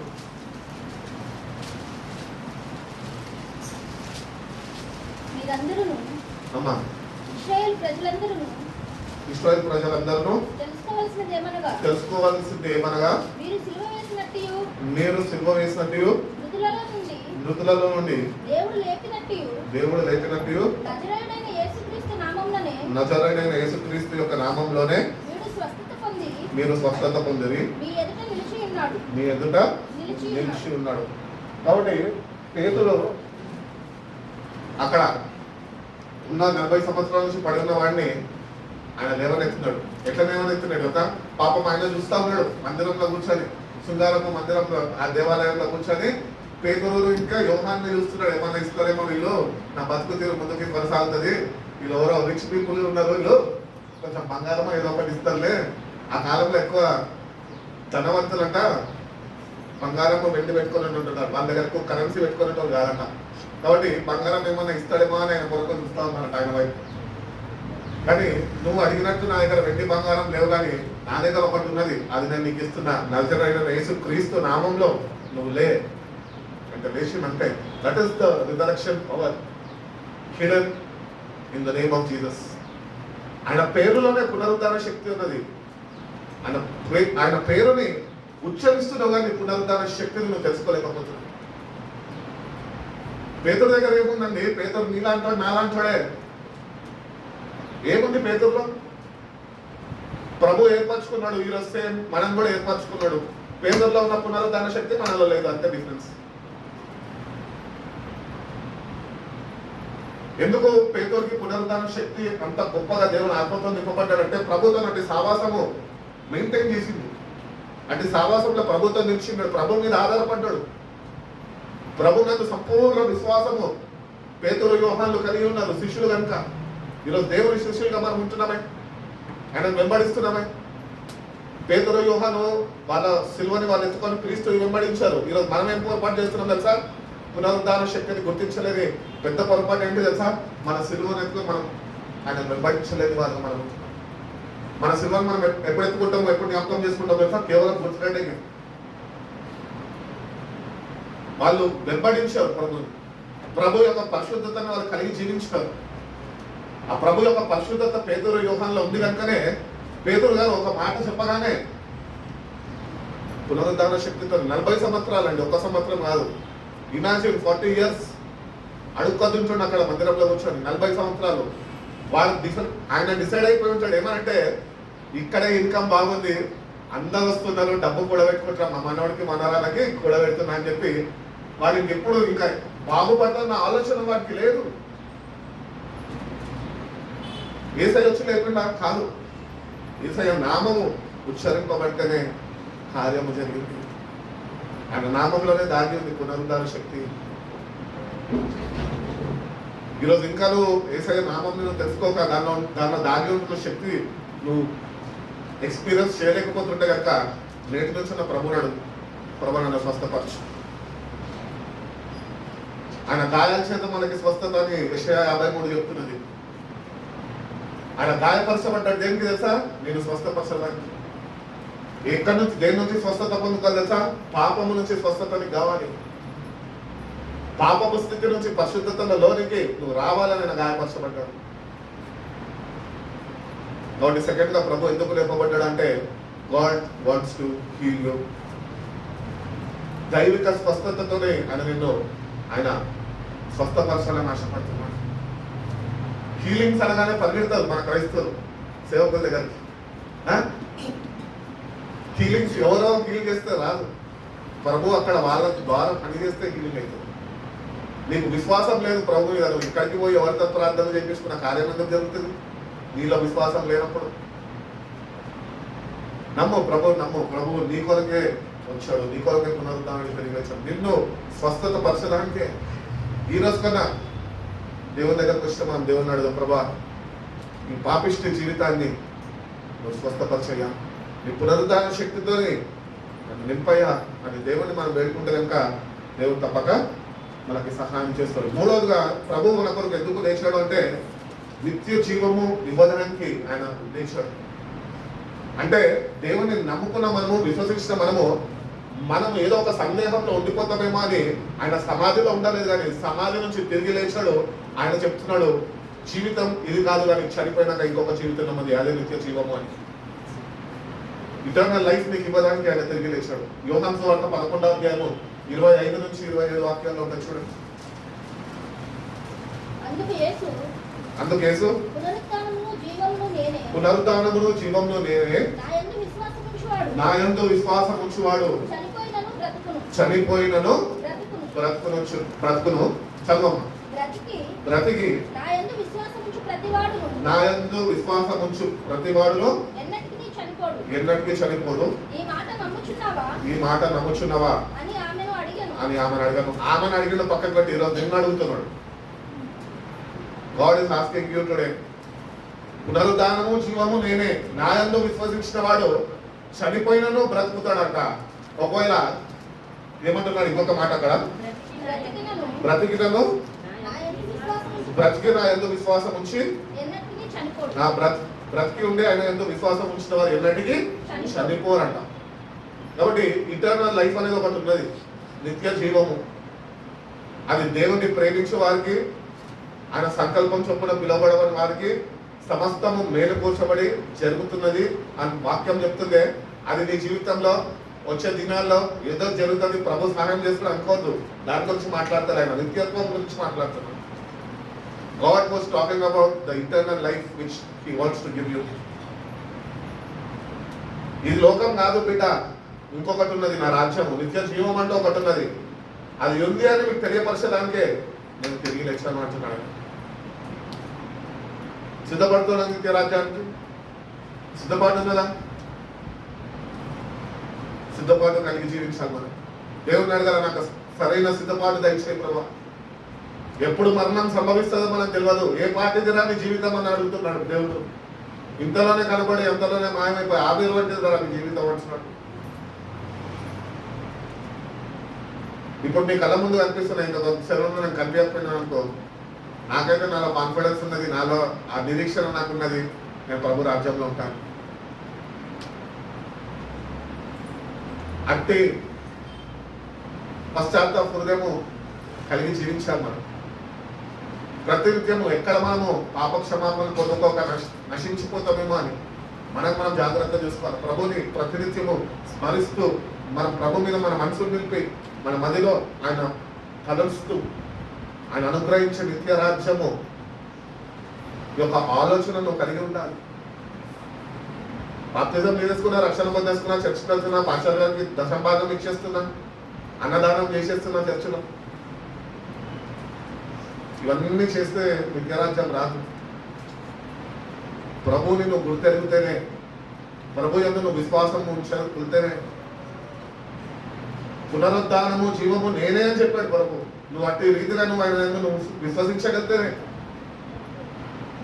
పాపపు స్థితిని విడిచిపెట్టి పరిశుద్ధపరచబడి క్రీస్తు రక్తం చేత విమోచించబడి ఒక పరిశుద్ధమైన జీవితము ఆయన రాక కొరకు తగిన సిద్ధపాటు కలిగిన వాడిగా, అంటే నిత్య జీవాన్ని నువ్వు అపేక్షించేవాడిగా దేవుని దగ్గర సన్నిధిలో వేచి ఉండి, నా కొరకు కూడా రాజ్యము సిద్ధపరచబడుతుండగా నేను కూడా ఇక్కడ ఉంటుండగా ఈ భూమి మీద నేను సిద్ధపాటు కలిగి ఉండాలి అన్న కనువిప్పు మనకు కావాలి. ఈ కనువిప్పు లేకుండా నువ్వు క్రైస్తవ భక్తి చేసుకుంటా వెళ్ళిపోతానంటే ఒకరోజు కన్ను మూసినాక నువ్వు అనుకున్నది ఒకటి అయ్యింది, ఇంకొకటి అయిపోతుంది. అందుకని యేసుప్రభు అది భూమి ఉన్నప్పుడు ఒక మాట అన్నాడు. ఏమన్నాడంటే, మొట్టమొదట నీతిని వెతకండిరా, తర్వాత నా రాజ్యాన్ని వెతకండి అంటున్నాడు. మనము నీతిగా జీవించామో ఆయన రాజ్యాన్ని వెతికేవారుగా లేము. అందుకనే పాపులైన మన కొరకు ఆయన శివ మరణాన్ని పొంది నిత్య జీవం అంటూ ఒకటి ఉన్నది. అది మీకు తెలియపరచడానికే నేను తిరిగి లేచాను. యోహాను సువార్త 14 అంటాడు, మీ హృదయాన్ని కలవరపడని ఎందుకు, నా తండ్రి ఇంట అనేక గృహాలు ఉన్నాయి, నేను వెళ్ళి మళ్ళా సిద్ధపరిచి నేను మళ్ళా మీ యొద్దకు వస్తాను, నేనుండు స్థలంలో మీరు కూడా నాతో ఉండే రీతిగా నేను వచ్చి మళ్ళా మిమ్మల్ని తీసుకొని వెళ్తా అన్నాడు ప్రభు. ఆ నిరీక్షణ లేదా నీకు? ఈ లోకంలో కొట్టుమిట్టాడుతున్నావు, లోకపు తలంపులతో ఈడవబడుతున్నావు. దేవుడేమో అక్కడ రాజ్యం సిద్ధపరుస్తుంటే నువ్వేమో ఇక్కడ ఇల్లులు కట్టుకుంటున్నావు, బ్యాంకుల్లో కూడబెట్టుకుంటున్నావు, ఇంకా లోకంలో ఏమి చేద్దామని ఆలోచిస్తున్నావు. కానీ దేవుని రాజ్యానికి వెళ్ళే ఆలోచన ఏమాత్రమో లేకుండా జీవిస్తున్నావు. ఇటు వారు నిత్య జీవం ఎన్నటికీ చూడరు. వాళ్ళు క్రైస్తువులు అవ్వచ్చు, హెబ్రోన్ అవ్వచ్చు, పెంతెకోస్తలు అవ్వచ్చు, ఎవరైనా అవ్వచ్చు. డినామినేషన్స్ లేవు పరలోక రాజ్యంలో. పరలోక రాజ్యంలో ఒకటే ఒక గుర్తింపు, క్రీస్తు రక్తము చేత కడగబడ్డవా, అట్టి విశ్వాసం నువ్వు నిలిపినవా అంతే. ఇవి రెండు నీకుంటే, అవి రెండు మీద నువ్వు గట్టిగా పట్టుకుంటే కనుక, వాటిని నువ్వు కట్టుకొని ఉంటే కనుక ఈ రెండే నేను పరలోకంలో చేస్తాయి క్రీస్తు ద్వారానే. అందుకని అంటాడు కదా, విశ్వాసము చేత కృప ద్వారానే నేను రక్షింపబడ్డాను. విశ్వసించు ప్రభుని అని నేను స్వస్థపరుస్తాడు. నా బ్రతికితే అనుకోకు, నీ బ్రతుకుల మార్పు కావాలంటే దేవుడికి మారుస్తాడు బ్రతుకుని. నీలో ఆశ ఉండాలి. ఉందా ఆశ? స్వస్థపరచబడాలి అని ఆశ ఉందా? బైబిల్ చెప్తున్నది 2వ గ్రంథంలో, heal me O Lord and I will be healed, save me and I will be saved, for you are the one I praise. ప్రభుని అడగా. పరలోక రాజ్యంలో ఒకటే ఒక పని మనకి ఏంటో తెలుసా? పరిశుద్ధుడు పరిశుద్ధుడు అని ప్రభుని స్తుతిస్తూనే ఉండాలి. కోట్ల సంవత్సరాలు ప్రభుత్వం ఉండాలి. అంతము లేదు ఆ రాజ్యంకి. ఆ రాజ్యంలోనికి నువ్వు చేరాలి అంటే ఈ జీవితంలో ఉంటున్నప్పుడు నువ్వు ప్రభుని స్తుతించడం నేర్చుకోవాలి, ప్రభుని కలిగి జీవించడం నేర్చుకోవాలి. ప్రభుని బట్టి నువ్వు సంతోషంగా, ధైర్యంగా, విశ్వాసంలో ముందుకు కొనసాగేలాగా ఉండడం నేర్చుకోవాలి. అంటే స్థిరత్వము నీకు కావాలి నీ జీవితంలో. వాక్యంలో అంటే స్థిరత్వము నీకు కావాలి. ఒకవేళ ప్రభు ఇప్పుడే వచ్చాడు అనుకోండి, ఎంతమంది పరలోక రాజ్యం వెళ్తారు? నేను చెప్తా ఎవరెవరు వెళ్తారు. ఎంతమంది మొత్తం బైబిల్ ఒకసారి చదివారు? మొత్తం బైబిల్ ఎత్తి చూపిన నేనైతే నిజంగా చెప్తున్నా, ఇప్పటివరకు మొత్తం బైబిల్ నేను చదవాలి. చదవాలి, దేవుడిని తెలుసుకోవాలి. బైబిల్ చదివి బైబిల్ ప్రకారము మన జీవితాన్ని మార్చుకొని దేవుడు అనుగ్రహిస్తున్న పాప క్షమాపణ పొందుకొని మన పాత స్వభావం మన నుంచి తొలగించబడి నవీన నూతన స్వభావము ధరింపజేసుకోవాలి. అదే దేవుడు అంటున్న దైవిక స్వస్థత, స్పిరిచువల్ హీలింగ్ కావాలి మనకి. భక్తుడైన పౌలు అంటుంటాడు కదా, ప్రియుడా నువ్వు అన్నింటిలో వర్ధిల్లుచున్నట్లు నీ ఆత్మలో కూడా నువ్వు వర్ధిల్లాలి. వర్ధిల్లుతున్నావు ఆత్మలో. ఈస్టర్ అయితే సెలబ్రేట్ చేసుకుంటున్నాం. ఆత్మలో వర్ధిల్లడము ఏమాత్రము లేదు. నేటికన్నా దేవుడిని స్వస్థపరచమని అడిగి కేవలము శిష్యులు ఆయన నామాన్ని ప్రచురించి ఉన్నారు, పలకరించారంటే ఆయన నామము ఉచ్చరించగానే స్వస్థత ఆ వ్యక్తికి తగ్గింది. ఎంత విశ్వాసము పేదలకి చూడు, యోగానికి ఎంత విశ్వాసం చూడు. అటు రీతిగా మందిరావరణంలో నిలబడి పేతురు గారు ప్రసంగిస్తే యేసుప్రభు నామంలో నజరేయుడైన యేసు అని ఆ పేరు ఉచ్చరించగానే 3000 మంది రక్షింపబడ్డారంట. వాళ్ళకి బైబిల్ తెలియదు, ఒక ప్రసంగం అంతే. ఆ ప్రసంగంలో దాని పునరుద్ధాన శక్తి. మన ప్రసంగాల్లో ఏం దాని పునరుద్ధాన శక్తి లేదు. అలవాట ఆచార ప్రకారము ప్రసంగాలు ఇవ్వాలి, ఆచార ప్రకారము నడిపింపబడాలి. అవకాశం దొరికినప్పుడు నాకు కూడా అవకాశం ఇస్తారేమో, నేను ప్రసంగం చెప్పాలి. నీ ప్రసంగంలో శక్తి, దేవుడి దైవిక శక్తి లేకపోతే ప్రసంగించి ఎందుకు? ఎవడు పట్టబడతాడు, ఎవడు మార్పు చెందుతాడు? మరొకసారి ఇంకొకరిగా ప్రసంగం ఇస్తే 5000 మంది రక్షింపబడ్డారంట. దేవుని నామంలో అంత శక్తి దాగి ఉంది అని దేవుడు తెలియజేస్తున్నాడు. మనమేమో దేవుని నామాన్ని గుర్తిరిగి కూడా దేవుని దగ్గరకు వచ్చి ప్రభువా నీ శక్తితో నన్ను నింపయ్యా అని ప్రార్థన చేస్తాం. ఆయన నామం ధరింపజేసుకున్నావు కదా, మరి ఆయన నామం ఏంటో, ఆయన నామంలో ఉంటున్న ఆ శక్తి ఏంటో అది ఎప్పుడు తెలుసుకుంటాం? ఆయన నామంలో దాగి ఉన్న పునరుద్ధాన శక్తి మనం తెలుసుకోక ప్రభు దగ్గరకు వచ్చి మార్పు చెందక, మన అంతరంగంలో మార్పు చెందక, ప్రభు నన్ను బలపరిచయ్యా, కష్టాల నుంచి నన్ను విడిపించయ్యా, నన్ను కాపాడయ్యా అని ప్రార్థన చేస్తే దీనిలో దాగి ఉంటున్న పాపం, దానికి ప్రాయశ్చిత్తం ఏది? ఒప్పుకున్నావా? కడగబడ్డావా? ఆ స్వస్థతను పొందుకోవడానికి ఇష్టపడ్డావా? సిద్ధపడ్డావా? ఆయన నిన్ను నన్ను స్వస్థపరచడానికే ఆయన మూడోదిగా ఆయన తిరిగి లేచాడు. మూడోదిగా నిత్య జీవం ఇవ్వడానికే ఆయన తిరిగి లేచాడు అని చెప్తాడు. నాలుగోదిగా మనం చూసినట్లయితే కనుక ఎందుకు ఆయన తిరిగి లేచాడు అంటే, నీ కొరకు నా కొరకు మనం నశించిపోకుండా ఉండదాని కొరకు ఆయన విజ్ఞాపన కర్తగా ఆయన తిరిగి లేచాడంట. చదువుకుందాం వాక్యం చూడండి. రోమిల్ రాసిన పత్రిక 8వ అధ్యాయము 34వ వాక్యం.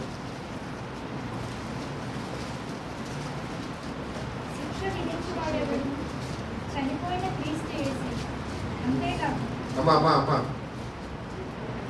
చదవండి.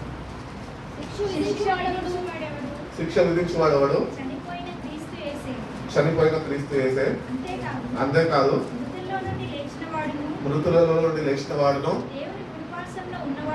దేవుడి కుడిపార్శ్వంలో ఉన్నవాడును, మన కొరకు విజ్ఞాపన చేయువాడు కూడా ఆయననే. ఎందుకు ప్రభు లేచాడో ఎవరన్నా అడిగితే చెప్పండి. నా కొరకు విజ్ఞాపన కర్తగా ఉండడానికి ఆయన తిరిగి లేచి తండ్రి కుడిపార్శ్వాన నా నిమిత్తము ఆయన విజ్ఞాపన కర్తగా ఉంటున్నాడు అని చెప్పేవారిగా ఉన్నారు. ఆయన విజ్ఞాపన చేస్తుంటే అక్కడ నువ్వు ఇక్కడ ఏం చేయాలి? షాపింగ్ మాల్లో షాపింగ్ చేసుకుంటే తిరగాల? ఏం చేయాలి? మనకు కూడా ప్రార్థనలో గడిపేవారుగా ఉండాలి. మనకుంటున్న పెద్ద అలవాటు, తప్పు, పెద్ద పొరపాటు ఏంటి తెలుసా? పాస్టర్ గారి మీద వాడేస్తా భారమంతా. ఇంటిలో ఉన్న కుటుంబ సమస్యలన్నీ పాస్టర్ గారి మీద వాడేసి, పాస్టర్ గారండి మా గురించి ఉపవాసం ఉండి ప్రార్థన చేయండి, పాపం పాస్టర్ గారు అందిపోవాలి. మీరేమో బిర్యానీ సెంటర్లో కూర్చొని శుభ్రంగా బిర్యానీ తినాలి. ప్రభు మన కొరకేమో విజ్ఞాపన ఇస్తున్నాడు, మనమేమో లోకంలో పడి తిరుగుతున్నాము. లోకపు తలపులతోని, లోకపు ఆశలతోని, లోకపు ఇచ్చలతోని ఏమబడుతున్నాము. అందుకనే ఆయన విజ్ఞాపన చేస్తున్నాడు కనుకనే మనం ఇంత ఆయనకి దూరంగా మనం జీవిస్తున్నప్పటికీ కేవలం ఆయన విజ్ఞాపన మన నిరుపయోగం కాపాడుతుంది. అదే కృప అంటే, దేవుడు అనుగ్రహిస్తున్న కృప అది. ఆయన నీ కొరకు విజ్ఞాపన కర్తగా కానీ ఒకవేళ సమాజం నుంచి తిరిగి లేపబడకపోయి ఉంటే, ఒకవేళ నువ్వుగా నీ పక్షాన విజ్ఞాపన చేసేవాడు ఒకవేళ లేకపోయి ఉంటే, ఈ రోజుకి మనము నశించిపోయేవాడము.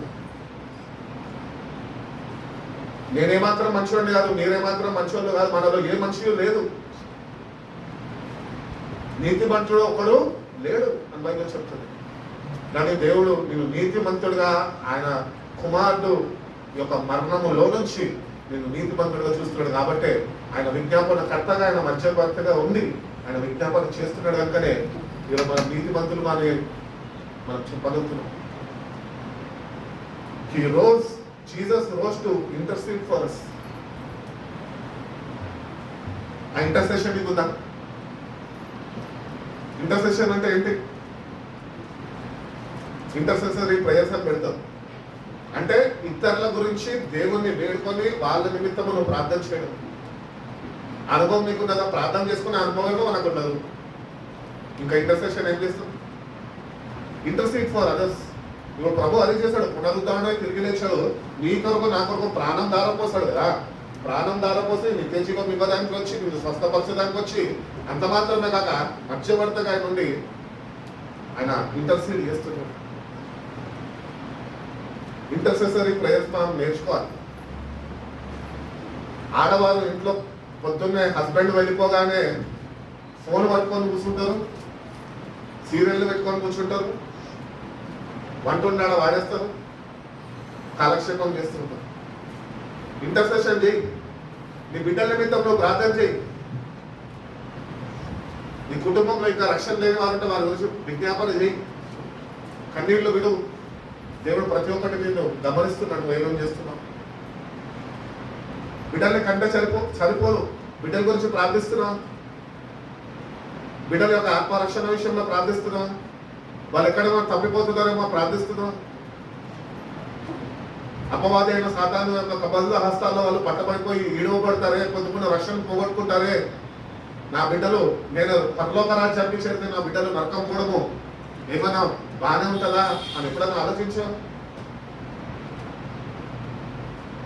ఈరోజు ప్రభు తిరిగి లేచాడు దాని కొరకే, నీ కొరకు నా కొరకు ఆయన తండ్రి కుడిపార్చన కూర్చొని విజ్ఞాపన కర్తగా పొందుకున్న రక్షణని వీళ్ళు కాపాడుకునేవారుగా, వీళ్ళు నేటి కన్నా నిజమైన మార్పు చెంది మారు మనసు చెంది ఈరోజు నన్ను కలిగి జీవించేవారుగా వాళ్ళు ఉంటారేమో అని, మనం ఉంటామేమో అని ఆయన విజ్ఞాపనకర్తగా ఆయన విజ్ఞాపన. హెబ్రోను రాసిన పత్రిక 7వ అధ్యాయం 23 నుంచి 25.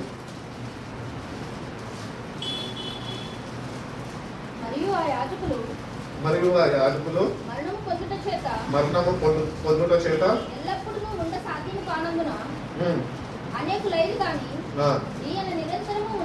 ఈయన నిరంతరం ఉన్నవాడు కనుక మార్పులేని యాజకత్వము కలిగిన వాడాయను. ఈయన తన ద్వారా దేవుని యొద్దకు వచ్చి వారి పక్షాన విజ్ఞాపనము చేయుటకు అబ్బా మన ప్రభు నిరంతరము జీవించాడట. దాని తర్వాత కనుక వాళ్ళని సంపూర్ణముగా రక్షించుటకు ఆయన శక్తిమంతుడైనాడు. కాబట్టి రక్షణ అనేది ఒక ప్రారంభం మాత్రమే, దాన్ని సంపూర్ణత చేయడము ఆయన పని.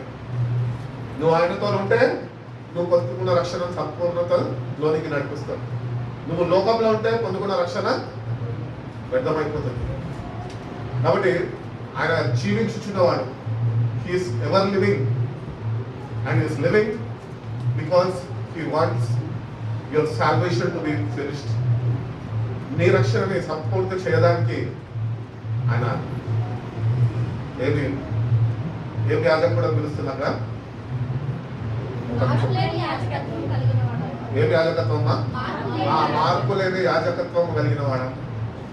మెల్కీసెదెకు క్రమం అని చెప్తాడు. ఎక్కడ? ఆదికాండంలో 7వ అధ్యాయంలో. అక్కడ మనం చూసుకున్నట్టు మెల్కీసెదెకు క్రమము మనం చూస్తూ ఉంటాం. ఆ క్రమ పద్ధతి దేవుడు మనకు నేర్పించాడు. ఆ క్రమ పద్ధతిలో మనం నడుచుకుంటేనే, అట్టి రీతిగా ప్రభుని మనం కలిగి జీవిస్తేనే నువ్వు పొందుకున్న రక్షణ సంపూర్తి చేయబడుతుంది. రక్షణ పొందుకున్నామంతే కానీ రక్షణ ఇంకా మనకు అనుగ్రహింపబడలే. మనము రక్షణ బాటలో నడుచుకుంటున్నాము. మనం ఈ రక్షణ బాటలో మనం నడుచుకుంటుండగా మార్పులైన యాజకుడిగా ఆయన ఉండి ఆయన నీ గురించి నేటికి కూడా విజ్ఞాపన చేస్తున్నాడు. నువ్వు ఇప్పటికన్నా ఆయన క్రమ పద్ధతిలోనికి నువ్వు వస్తావేమో అని, నీ జీవితాన్ని మార్చుకుంటావేమో అని దేవుడు ఆశిస్తున్నాడు. క్రమం కావాలంటే దేవుడు క్రమం లేకపోతే ఏముంటది? అక్రమం ఉంటుంది. బైబిల్లో ప్రభు చెప్తుంటాడు, అక్రమం చేయవాళ్ళారా నా యొద్ద నుంచి మీరు తొలగిపోండి. నీ అక్రమంలోనే చనిపోతే క్రమంలో చనిపోవాలని దేవుడు కోరుకుంటున్నాడు. క్రమ పద్ధతిలో రక్షణ పొందుకొని దాన్ని తుదముట్టించేవారుగా క్రమ పద్ధతిలో నువ్వు ఈ లోకాన్ని విడిచిపెట్టాలి. అక్రమంగా జీవించి అక్రమంలోనే నువ్వు ఈ లోకాన్ని విడిచిపెడితే మార్గం తప్పిపోతావు. దేవుని దగ్గరకు వచ్చిన మనం మన రక్షణ నట్టి రీతిగా మనం కొనసాగిస్తున్నాం. ఆయన అయితే నేటికి కూడా ప్రాణం దారపోసి పునరుద్ధరణ తిరిగి లేచి నరకము యొక్క బాధలని ఆయన అనుభవించి ఆయన నేటికి కూడా నీ రక్షణను పోగొట్టుకోకూడదని ఆయన తండ్రి దగ్గర విజ్ఞాపన చేస్తున్నాడు. దాన్ని సంపూర్తి చేయాలని నా కుమార్తె అని. కానీ మనం ఇవన్నీ శ్రద్ధ వహించక మనం చేసే భక్తే మనం చేస్తున్నాం. దాని ప్రభుని ఏమాత్రము అర్థము చేసుకోలేని మార్గం మనం. ప్రభు ఎందుకు అర్థం కాదు తెలుసా? వాక్యం చదవం మనం, అందుకే వాక్యాన్ని ప్రేమించము. వాక్యం ప్రకారం మన జీవితాన్ని సరిదిద్దుకోవడానికి ఇష్టపడడం కనుకనే ప్రభుని మనం అర్థం చేసుకోలేము. చదువు, నేటి నుంచి వాక్యం చదువు. ప్రభుని కొరకు నీ గడియారంలో టైం ఎంత చూపిస్తుంది? 120 చూపిస్తుంది. కరెక్ట్ 120 కూడా నీ కొరకు విజ్ఞాపన చేస్తున్నాను. అక్కడ గుర్తించి ప్రభుని గుర్తించి నేటిగా జీవితాన్ని మార్చుకొని పొందుకున్న రక్షణని జాగ్రత్తగా కాపాడుకునే వాడుగా నువ్వు ఉండాలి అని దేవుడు తెలియజేస్తాడు. లూకాసు వార్త 22వ అధ్యాయం 31 నుంచి చదువుతున్నాం. ఒక చిన్న మాట ఎందుకోసం ఈస్టర్ సర్వీస్ కదా కొద్దిగా హాఫ్ అన్ అవర్ ఎక్స్టెండ్ చేస్తాం. లూకాసు వార్త 22వ అధ్యాయము 31 నుంచి 32 వాక్యాలు. సీమోను సీమోను సీమోను సీమోను ఇదిగో సాతాను నిన్ను పట్టి గోధుమల వలె చెల్లించుటకు నిన్ను కోరుకొనను గాని నీ నమ్మిక తప్పిపోకుండా ఉండునట్లు నేను నీ కొరకు వేడుకొంటిని అని ప్రభు చెప్తున్నాడు. అంటే అక్కడ ఏం చేస్తున్నాడు? పేతురు కొరకు విజ్ఞాపనకర్తగా పేతురు నిమిత్తము తండ్రి దగ్గర ప్రార్థన చేస్తున్నాడు. సాతాను నిన్ను కొట్టువని చెదరగొట్టకుండా ఉండే రీతిగా. అపవాది మనం చెదరగొట్టాలంటే వారి ముందు మనం ఏం పనికిరాము. మనం అనుకుంటుంటాము అపవాది వస్తే జయించచ్చు, వాడిని జయించలేదు. ఆయన విజ్ఞాపన ప్రార్థన మనకు సహాయపడితేనే వాడిని మనం జయించగలుగుతాం. పేతురు చెడపనికి చూసిండు, అక్కడ చెదరగొట్టనికి చూసిండు. నేను యేసుప్రభువు వచ్చాడు, నేను నువ్వు చెదిరిపోకుండా నీ నమ్మిక తప్పిపోకుండా ఉండే రీతిగా నీ విశ్వాసాన్ని నువ్వు కోల్పోకుండా ఉండేటట్టుగా నేను నీ గురించి ప్రార్థన చేసిన పేతురు అని చెప్తున్నాడు శిష్యుడికి. ఈరోజు దేవుడు నీకు నాకు అదే చెప్తున్నాడు. నేను ఎందుకు తిరిగి లేచాను తెలుసా? నువ్వు విశ్వాసంలో చెదిరిపోకుండా ఉండడానికి, నువ్వు నా సావాసంలో చెదిరిపోకుండా ఉండడానికి, నువ్వు నాతోని కలిసి జీవించడానికి నేను తిరిగి లేచాను. నేటికి కూడా నేను నీ కొరకు విజ్ఞాపన చేస్తున్నాను అని దేవుడు తెలియజేస్తున్నాడు. కాబట్టి ఈ లోకంలో ఉంటున్న ఈ కొద్ది కాలము ఎన్నో శ్రమలు, ఎన్నో శోధనలు మనకు ఉంటాయి. దీనిలో మనం విశ్వాసంలో స్థిరులుగా ఉండాలి, దేవుని మీద ఆధారపడాలి. దేవుడు మన కొరకు విజ్ఞాపన చేస్తున్నాడు, నేను ఈ శోధనని నేను చేయించగలుగుతాను అని. అటు నమ్మిక, అటు విశ్వాసం నీకు ఉండగలితే, అటు రీతిగా నువ్వు శోధనను జయించగలితే నువ్వు ధన్యుడవే. బైబిల్ చెప్తుంది కదా, శోధనను జయించేవాడు ధన్యుడు. ప్రభు జయించాడు, నీ కొరకు సమస్తాన్ని జయించాడు. నువ్వు ప్రభు కొరకు ఏం జయించగలుగుతున్నావు? ఈరోజు ప్రభు కొరకు ఏం చేయగలుగుతున్నావు? రక్షణ పొందుకున్నావు, ఈస్టర్ చేసుకుంటున్నావు, పండగలు పబ్బాలు చేసుకుంటున్నావు, బాగానే ఉంది. ప్రభు కొరకు ఏం చేస్తున్నావు? ఆయన నీ కొరకు సర్వము చేసి నేటికి కూడా ఆయన విజ్ఞాపనకర్తగా విజ్ఞాపన చేస్తున్నాడు. పేదలు అందుకనే చెదిరిపోలే, అందుకనే పేదలు రాసిన పత్రికలు రాయగలిగినాడు. ఆనాడు ప్రభు ఒకవేళ పేదల మీద ప్రార్థన చేయకపోతే అపవాది అయిన సాతాను పేదలు చెదరగొచ్చేటాడు, విశ్వాసంలో తొలగిపోయేటాడు, యూదాలాగా నశించిపోయేటాడేమో. ప్రభు విజ్ఞాపనకర్తగా పేతురు నిమిత్తము ప్రార్థన చేసి పేతురు ఎక్కడ తప్పిపోతాడేమో అని అడ్డుపడ్డాడు. కనుకనే పేతురు తర్వాత దినాల్లో సంఘానికి పత్రికలు రాయగలిగాడు. పేతురుని ప్రభు వాడుకోగలిగాడు. పేతురు ద్వారా ప్రభు అనేకుల్ని తన వెలుగులోనికి నడిపించుకోగలిగాడు. వెలుగులో నడుస్తున్నావా నువ్వు అనేకుల్ని వెలుగులో నడిపిస్తున్నావా? లేకపోతే వెలుగులో నడిపింపబడ్డను ఇంకా చీకటి సావాసంలో జీవిస్తున్నావు? నా జీవితం ఇంతలే, ఎవరు చూస్తలేదే, ఏం కాదులే అనుకుంటున్నామో, ఒకటి గుర్తించు, ఏమి అవుతలేదో తెలుసా? ప్రభు నీ కొరకు విజ్ఞాపన చేస్తున్నాడు. అక్కడ మనం ఎంత పాపిష్టి పనులు చేసినా, ఎంత చెడు పనులు చేసినా ప్రభు ఈరోజు విజ్ఞాపన చేస్తున్నాడు కనుక మనం బ్రతుకున్నాం. ఈరోజు ఒకవేళ ప్రభు నీ నిమిత్తము నీ పక్షాన విజ్ఞాపన ఆపేస్తే కనుక, మార్పు లేకుండా నువ్వు సస్తే కనుక జీవం ఎప్పుడు చూడగలవు. కాబట్టి చాలా జాగ్రత్తగా దేవుడు ఇచ్చిన రక్షణ మనము ముందుకు కొనసాగించేవారు. ఐదవదిగా ప్రభు ఎందుకు లేస్తాడు తెలుసా? కొరింథీయులకు రాసిన మొదటి పత్రిక 15వ అధ్యాయం చదువు 42 నుంచి. అయిపోయినాయి 5 విషయాలు అన్నా కదా, 5 విషయాలు అయిపోయినాయి. ఆఖరి విషయం చదవండి. కొరింథీయులకు రాసిన మొదటి పత్రిక 15వ అధ్యాయము 42 నుంచి 48 వరకు. మృతుల పునరుద్ధానము అలాగే శరీరము క్షయమైనదిగా విత్తబడి అక్షయమైనదిగా లేపబడును, ఘనహీనమైనదిగా విత్తబడి మహిమ కలిగిందిగా లేపబడును, ప్రకృతికరమైన సంబంధమైన శరీరంగా విత్తబడి ఆత్మ సంబంధమైన శరీరంగా లేపబడును. కనుక ఇక్కడ మనకు ఒక క్లారిటీ కావాలా? ప్రకృతి సంబంధమైన శరీరం ఉన్నది కనుక ఆత్మ సంబంధమైన శరీరం కూడా ఒకటి ఉన్నది. అదే నిత్య జీవం అని దేవుడు తెలియజేస్తున్నాడు. కాబట్టి ఇది ఒకటే జీవితం కాదు, ఆఫ్టర్ లైఫ్ అనేది కూడా ముందుగానే పత్రికల్లో భక్తుల వాళ్ళకి ఆయన తెలియపరిచి ఉన్నాడు. చదవడమా? ఇందు విషయమై ఆదాము మొదటి మనుషుడు జీవించు ప్రాణి ఆయనని రాయబడి ఉన్నది. కడపటి ఆదాము అనగా క్రీస్తు, జీవింపచేయు ఆత్మ ఆయను. ఆత్మ సంబంధమైనది మొదట కలిగినది కాదు, ప్రకృతి సంబంధమైనదే మొదట కలిగినది. ఇక్కడ మనకు ఒక క్లారిటీ కావాలా. యేసు ప్రభు గారు ఏదైనా తోటలో ఆదాముని చేసినప్పుడు ఫస్ట్ మట్టి తీసుకున్నాడు. మట్టిని తీసుకొని తర్వాత మహిమాత్మని దానిలో ఉన్నాడు. కాబట్టి మనం ఒకటి గుర్తించాలి, మనం బ్రతికి ఉన్నామంటే దేవుడు తన జీవాత్మను మనలో వచ్చాడు. ఒకరోజు ఈ దేహం విడిచిపెట్టేస్తాము, కానీ నీ ఆత్మ అది జీవిస్తుంది. దానికి ఆత్మకి చావులేదు. మనిషికి చావు ఉన్నది, మనిషిలో ఉన్న ఆత్మకి చావు లేదు. అది చేరుకుంటే దేవుని రాజ్యం కన్నా చేరుకోవాలా, లేకపోతే అగ్నిగుండం కన్నా చేరుకోవాలి. కాబట్టి అవి రెండు ఉంటున్నాయి, మనం గుర్తించాలని చూడు. చదవమ్మా. తర్వాత ఆత్మ సంబంధమైనది. మొదటి మనుషుడు భూసంబంధి అయి మట్టి నుండి పుట్టినవాడు. రెండో మనుషుడు పరలోకం నుండి వచ్చినవాడు.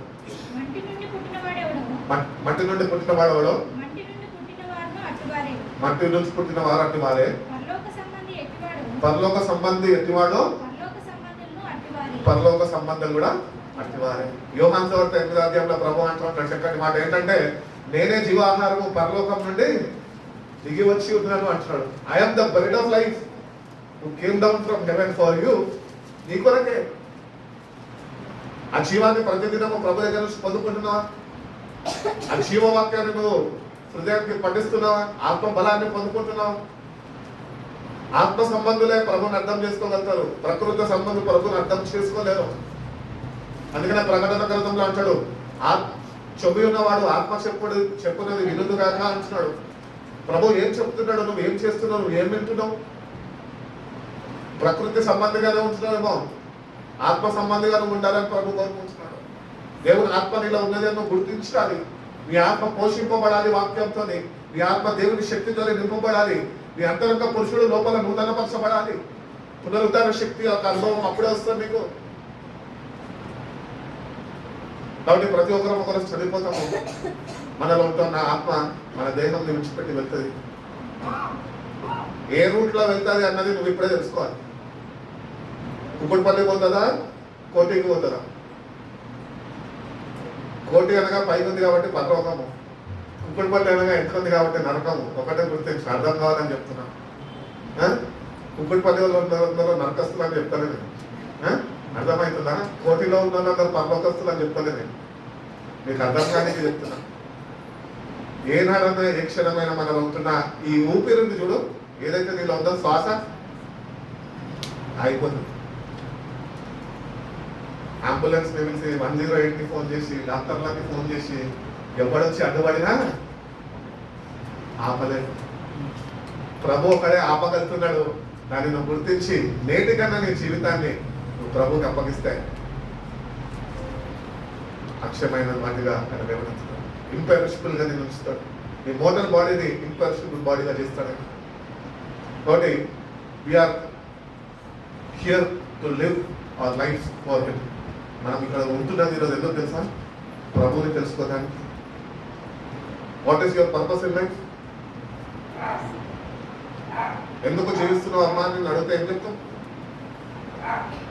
మా అమ్మ ఒక్కటే ఉంటానండి, ఇంట్లో ఇబ్బంది రండి, అమ్మని చూసుకోవాలి, అందుకని నేను జీవిస్తున్నాను. మంచిదే, చూసుకో, మమ్మీని చూసుకోవద్దని నేను చెప్పాను. కానీ ప్రభు కొరకు ఏమైనా చేస్తున్నా? ప్రభు కొరకు జీవిస్తున్నా? ప్రభు కొరకు జీవించు. నేటి నుంచైనా ఈ ఇష్టం నుంచి ఒక తీర్మానం చేసుకొని, ప్రభు ప్రతిదినము నేను బ్రతికినంత కాలము నేను నీ కొరకు ప్రతిదినము జీవిస్తాను. ప్రతి నిమిషము నేను నీతో ఉల్లాగా ఆశపడుతున్నాయా? నా ఆశని నువ్వు తృప్తిపరచవా అని నువ్వు దేవుడిని అడగగలిగితే కనుక దేవుడు తప్పక సహాయం చేస్తావు. ఒకరోజు నీకు కూడా తెలుసు, నువ్వు చనిపోతావు, నేను సమాధి చేస్తాను. కానీ నువ్వు ఇప్పుడు బ్రతికి ఉన్నావు కనుక నువ్వు ఒకటి తెలుసుకోవాలి. ఏంటి తెలుసా? నేను ఒకరోజు చనిపోతాను, నన్ను సమాధి చేస్తారు, కానీ నా ఆత్మ దేవుని రాజ్యానికి చేరుకుంటుంది అన్న కాన్ఫిడెన్స్ నీలో ఉండాలి. అటు శుభప్రదమైన నిరీక్షణ నీకు కావాలి. అటు సావాసంలో జయించి ఉండాలి. అటు రీతిగా ఈ లోకాన్ని ప్రభు జయించినట్టు నువ్వు ఈ లోకం మీద చేయాలని నువ్వు పొందుకోవాలి అని దేవుడు ఎంతగానో ఆశిస్తున్నాడు. కాబట్టి 5 విషయాలు చెప్పాడు. ఏమేమి చెప్పాడు? ఫస్ట్ ఏంటి? ఎందుకు ప్రభు లేచాడు? చెప్పాలి. మనల్ని క్షమించడానికి చెప్పండి, అందరి వరకు చెప్పండి. ప్రభు నన్ను క్షమించడానికి తిరిగి లేచాడు. రెండోది, ప్రభు నన్ను స్వస్థపరచడానికి ఆయన తిరిగి లేచాడు. మూడోది, నిత్య జీవము నాకు అనుగ్రహించడానికి ప్రభు తిరిగి లేచాడు. నాలుగోది, నా కొరకు నా పక్షాన విజ్ఞాపన చేయడానికి ప్రభు తిరిగి లేచాడు. ఐదోదిగా చెప్పండి, ఆత్మ సంబంధంగా మనల్ని మార్చడానికి ప్రభు మళ్ళా మన కొరకు తిరిగి లేచాడు. కాబట్టి క్రైస్తవులు అందుకోవద్దు, కానీ క్రైస్తవులు ఆత్మ సంబంధులుగా మార్చబడితేనే ఆ నిత్య జీవం అనే దేవుడు మనకి అనుగ్రహిస్తాడు. దేవుడు అటువంటి కృప మనందరికీ అనుగ్రహించిన దాకా ఒక చిన్న పాట పాడినాక మనం ప్రార్థనలోకి వెళ్తాం. జయ జీవితం మన ప్రభువు మనతో నుండగా. జయ జీవితం మన ప్రభువు మనతో నుండగా. హల్లెలూయా హల్లెలూయా హల్లెలూయా హల్లెలూయా హల్లెలూయా హల్లెలూయా. జయ జీవితం మన ప్రభువు మనతో నుండగా. కాబట్టి ప్రభు మనతో ఉంటే జయ జీవితం మనకి ఉంటుంది. ప్రభుని నువ్వు నీలో ఉంచుకోకుండా ఆయనని బయటకు వెళ్ళబెట్టేసి లోకాన్ని నువ్వు చేర్చుకుంటే కనుక నీ జీవితం అంతా ఓటమి పాలే. మరి ఈ లోకంలో నువ్వు ఏమి సంపాదించకపోయినా ఏమి పర్వాలేదు, కానీ ప్రభుని సంపాదించుకుంటే సమస్తము నీకు అనుగ్రహించగలుగుతాడు. అట్టి రీతిగానే అన్నిటికన్నా శ్రేష్టమైనది, చాలా అతి ప్రాముఖ్యమైనది ఆ నిత్య జీవము దేవుడు నీకు ఇవ్వాలని ఆశపడతాడు. కళ్ళు మూసుకున్న ప్రార్థన చేసి, పరిశుద్ధుడా ప్రేమగా యేసయ్యా గొప్ప తండ్రినైనా మమ్మల్ని మీరు ఎంతగానో ప్రేమించుకోవా, మా పాపాల నిమిత్తములైనా మీరు కలువరి శిలువలైనా ప్రాణాన్ని దారపోసులైనా మమ్మల్ని విమోచించడానికి రక్తాన్ని చిందించి మమ్మల్ని విమోచించి ప్రభా సమాధి చేయబడి తిరిగి పునరుద్ధానుడై తిరిగి లేచి ప్రభా నేటికి కూడా ప్రభా మమ్మల్ని మీరు స్వస్థపరచడానికి నైనా మీరు మా కొరకునైనా మీరు ఎదురు చూస్తున్నారయ్యా. ఆ స్వస్థతనైనా మీ యొక్కకు వచ్చిన మీరు చేరుకోలేనా ఆ స్వస్థతని పంచుకునే కృపను మా ప్రతి ఒక్కరికి మీద ఇచ్చిన ప్రభా. అటు రీతిగానే మా కొరకునైనా మీరు తిరిగి లేచారు ప్రభా. మమ్మల్ని క్షమించడానికి ప్రభా, ఇంకా క్షమాపణ లేని వారిగా, క్షమాపణ పొందుకోలేని వారిగా మేము ఉంటున్నామయ్యా. మమ్మల్ని అయితే ఒకసారి జ్ఞాపకం చేసుకొని క్షమించండి ప్రభా. మమ్మల్ని ప్రతి ఒక్క పాపం నేను సన్నిధిలో ఒప్పుకొని ప్రభా, వారిని నేను మేము విడిచిపెట్టే వారిగా ప్రభా అటు శక్తితో నన్ను మేము నింపబడి కృపంగా ఇచ్చేమని అడుగుతున్నాం తండ్రి. అటు రీతినే ప్రభావ నిత్య జీవమునైనా మా కొరకునైనా మీరు సిద్ధపరిచారు ప్రభావ. దాని కొరకు మీరు తిరిగి లేచి మీరు ఒక మాదిరి చూపించారు ప్రభావ. నా రాజ్యం ఒకటి ఉన్నది, ఆ రాజ్యంలోకి మీరు చేరాలి అని ఈ వాక్యంలో తెలియజేసిన ప్రభావ. అటు రీతిగానే ప్రభావ ఆ నిత్య జీవం ఉన్నది అని ముందుగానే ఒక కనువిప్పు కలగడానికి లాజర్నినైనా మృతుడైన లాజర్నినైనా మీరు పైకి లేపి ఉన్నారు ప్రభావ. అటు రీతిగానైనా మీ అందరైనా విశ్వాసం ఉంచిన మేము మరణించినప్పటికీ ప్రభావ తిరిగి లేస్తామన్న దీక్ష లాంటి విశ్వాసం మేము కలిగి జీవించి కృప దక్షిణ ప్రభా. మా కొరకునైనా ప్రతినిత్యము తండ్రి ప్రపంచాన్ని కూర్చొని ప్రభా విజ్ఞాపనకర్తగా విజ్ఞాపన చేస్తున్నందుకు వందనాలయ్యా. మేము కూడా మా జీవితాల్లో ప్రభా విజ్ఞాపన చేసేవారుగా ప్రభా, నీ సన్నిధిలో వేచి ఉండేవారుగా ప్రభా, ఎక్కువ సమయం నీతో గడిపేవారుగా ప్రభా మా జీవితాలు మేము సరిదిద్దుకొని కృపను దయచేయండి. ఐదవదిగా ప్రభా మమ్మల్ని ఆత్మీయులుగా మీరు మార్చడానికి, మీ ఆత్మని మాలో ఉంచడానికి నేను పునరుద్ధాన శక్తితో మేము నింపబడడానికి నేను మా కొరకు మీరు తిరిగి లేచిన గొప్ప దేవానికి వందనాలు. మేము అర్థం చేసుకునే వారిగా ప్రభా, మా హృదయంలో నీకు చోటు ఇచ్చేవారుగా ప్రభా, మా సమయము నీకు ఇచ్చేవారుగా ప్రభా, నీతో గడిపేవారుగా ప్రభా, ఆ రాజ్యానికి నేను తగిన సిద్ధపాటు కలిగిన వారిగా ప్రభా మమ్మల్ని మేము ప్రతినిత్యము సరి చూసుకుంటూ ప్రభా. ప్రతినిత్యమునైనా మేము ఎక్కడైనా తప్పిపోతున్నాం, మేము ఎక్కడైనా చెడిపోతున్నామేమో, ఎక్కడైనా నిత్య రాష్ట్రానికి మేము దిగజారిపోతున్నామేమో, మమ్మల్ని మేము ఒక్కసారి సరి చూసుకొని అటువంటి గ్రహింపు దయచేయండి. అయ్యా ఇలా ఈ యాత్రని ముగించుకున్నాక ఎక్కడికి వెళ్తామో తెలియని పరిస్థితుల్లో మేము ఉంటున్నామయ్యా. రాజ్యం ఉన్నది అని మేము తెలియపరచాము. ఆ రాజ్యానికి నేను తగిన సిద్ధపాటు మేము కలిగి జీవించి కృపలైనా అంటే జ్ఞానాన్ని మాకు ఇచ్చి నా జనులు జ్ఞానం లేక నశించిపోతున్నారు అన్ని వాక్యంలో మాట్లాడుతున్నా ప్రభా.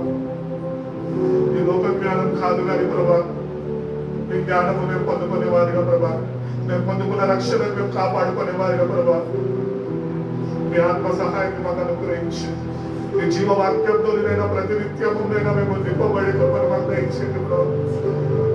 జీవాహారం చేత మేము తృప్తి చెందిన వారిగానైనా మీలో జీవించే కృపను అనుగ్రహించండి ప్రభా. ఈ లోకపరమైన తాత్కాలికమైన వాటి వరకు నీ దగ్గర రావడం కాదు కానీ ప్రభా, ఆత్మరక్షణ విషయంలో ప్రభా మీరు చేరుకునే వారిగానైనా మీ సహాయం అనుగ్రహించండి. వచ్చిన ప్రతి ఒక్క బిడ్డల వెంటనే వందనాలు ప్రభా. పిల్లలు మీరు జ్ఞాపకం చేసుకుని ఆత్మీయ స్థితిలో ఎట్టి రీతిగా వాళ్ళు వచ్చినారు ప్రభా. సర్వమే మీరు దేవుడు వెనుక నేను ఒక్కసారి బిడ్డలైనా మీరు తగ్గండి ప్రభా. మేల్కొల్పు కలిగించండి ప్రభా. ఆత్మ నశించిపోతుందన్న భయమునైనా ప్రతి ఒక్కరినైనా మేల్కొల్పించండి. మీరు జీవం ఎట్టి రీతిగా పొందుకోవాలి ప్రభా. ఎట్టి రీతిగా మీతో మేము నడుచుకోవాలి ప్రభా. ఈస్టర్ని సెలబ్రేట్ చేసుకుంటే మనం రక్షణ మేము మించలేమయ్యా, కానీ నేను మా హృదయంలో మేము చేర్చుకోవాలి ప్రభా. ఆ పరిశుద్ధత మార్గంలో మేము నడుచుకుంటేనే ప్రభా మేము పొందుకున్న రక్షణ మేము సంపూర్తి చేయగలమయ్యా. మా అంతటా మేమేం చేయలేము కానీ ప్రభా మీ సహాయం అనుగ్రహించండి. ఒక ఆత్మ కూడా నశించడం మీ చిత్తం కాదు కదయ్యా. ప్రతి ఒక్కరు కొరకు కదయ్యా మీరు రక్తం చిందించింది. ఆ రక్తం రాకూడదు అని నేను విశ్వసించి ప్రభా నేను కడగబడేవాడిగా ప్రభా నన్ను నేను సమర్పించుకుంటాను ప్రభా. అటు సహాయం నాకు అనుగ్రహించండి. ఈ లోకంలో నాకు ఏది ఉందయ్యా, కేవలం నువ్వు నాకు కావాలయ్యా. నాలోనికి రావా సిద్ధపడుతుండగా ప్రభా మీ సహాయాన్ని నాకు అనుగ్రహించండి. అప్పుడు దాని శక్తి యొక్క అనుభవాలు కూడా నేను నడిపింపబడి కృపలు అనుగ్రహించండి ప్రభా. ఏదో నేను పేరుకి క్రైస్తవులను పిలవడము నాకు కాదు కానీ ప్రభా నన్ను నాకున్న శక్తితో నింపబడి వారిగానే ఈ సహాయం మాకు అనుగ్రహించండి. అంచిన శ్రేష్టమైన సమయాన్ని బట్టి కొద్దిసేపు లేక మీ వాక్యాలను ధ్యానించండి ప్రభా. ఆ వాక్యాన్ని నేను విడిచిపెట్టక ప్రభా వాక్యాన్ని మేము జ్ఞాపకం చేసుకుంటున్నా విశ్వాసం వల్ల నిరీక్షణ కలిగిన వారమై ప్రభా మీ వైపునైనా మేము చూస్తూనైనా మాకు ఇవ్వబడిన రక్షణ గమనించుకొని కృపను మాకు దయచేయండి. మా విశ్వాసాన్ని మీరు సరి చేయండి ప్రభా, బాగు చేయండి ప్రభా. ఆత్మవిశ్వాసం నాలో ఉంటుందేమో అయ్యా, ఆత్మవిశ్వాసాన్ని మీరు కొట్టివేయండి ప్రభా. నిజమైన విశ్వాసంతో ప్రభా, గొప్ప విశ్వాసంతో ప్రభా నీ బిడ్డలుగా నీ వాక్యంలో స్థిరపడుకుని మన వేషం వాక్యంలో విశ్వసించిన ప్రార్థనతో విశ్వాసంతో ప్రార్థన చేసేవారు కదా నీ సహాయాన్ని మాకు అనుగ్రహించింది. నీ విశ్వాసం నేను సిగ్గుపడది అని చెప్తున్నాను. మా విశ్వాసాన్ని పెంపొందించుకునే వారి వల్ల ప్రతి దినమునైనా నేను నీ సావాసంలో నుంచి వాక్యం చెందనైనా ఆత్మబలాన్ని పొందుకుంటూ ప్రభావం మీ పరిశుద్ధ రాకడ కొరకై మేము సిద్ధపడు కలిగిన వారి జీవించే కృపను మా ప్రతి ఒక్కరికి మేము దయచేస్తారు.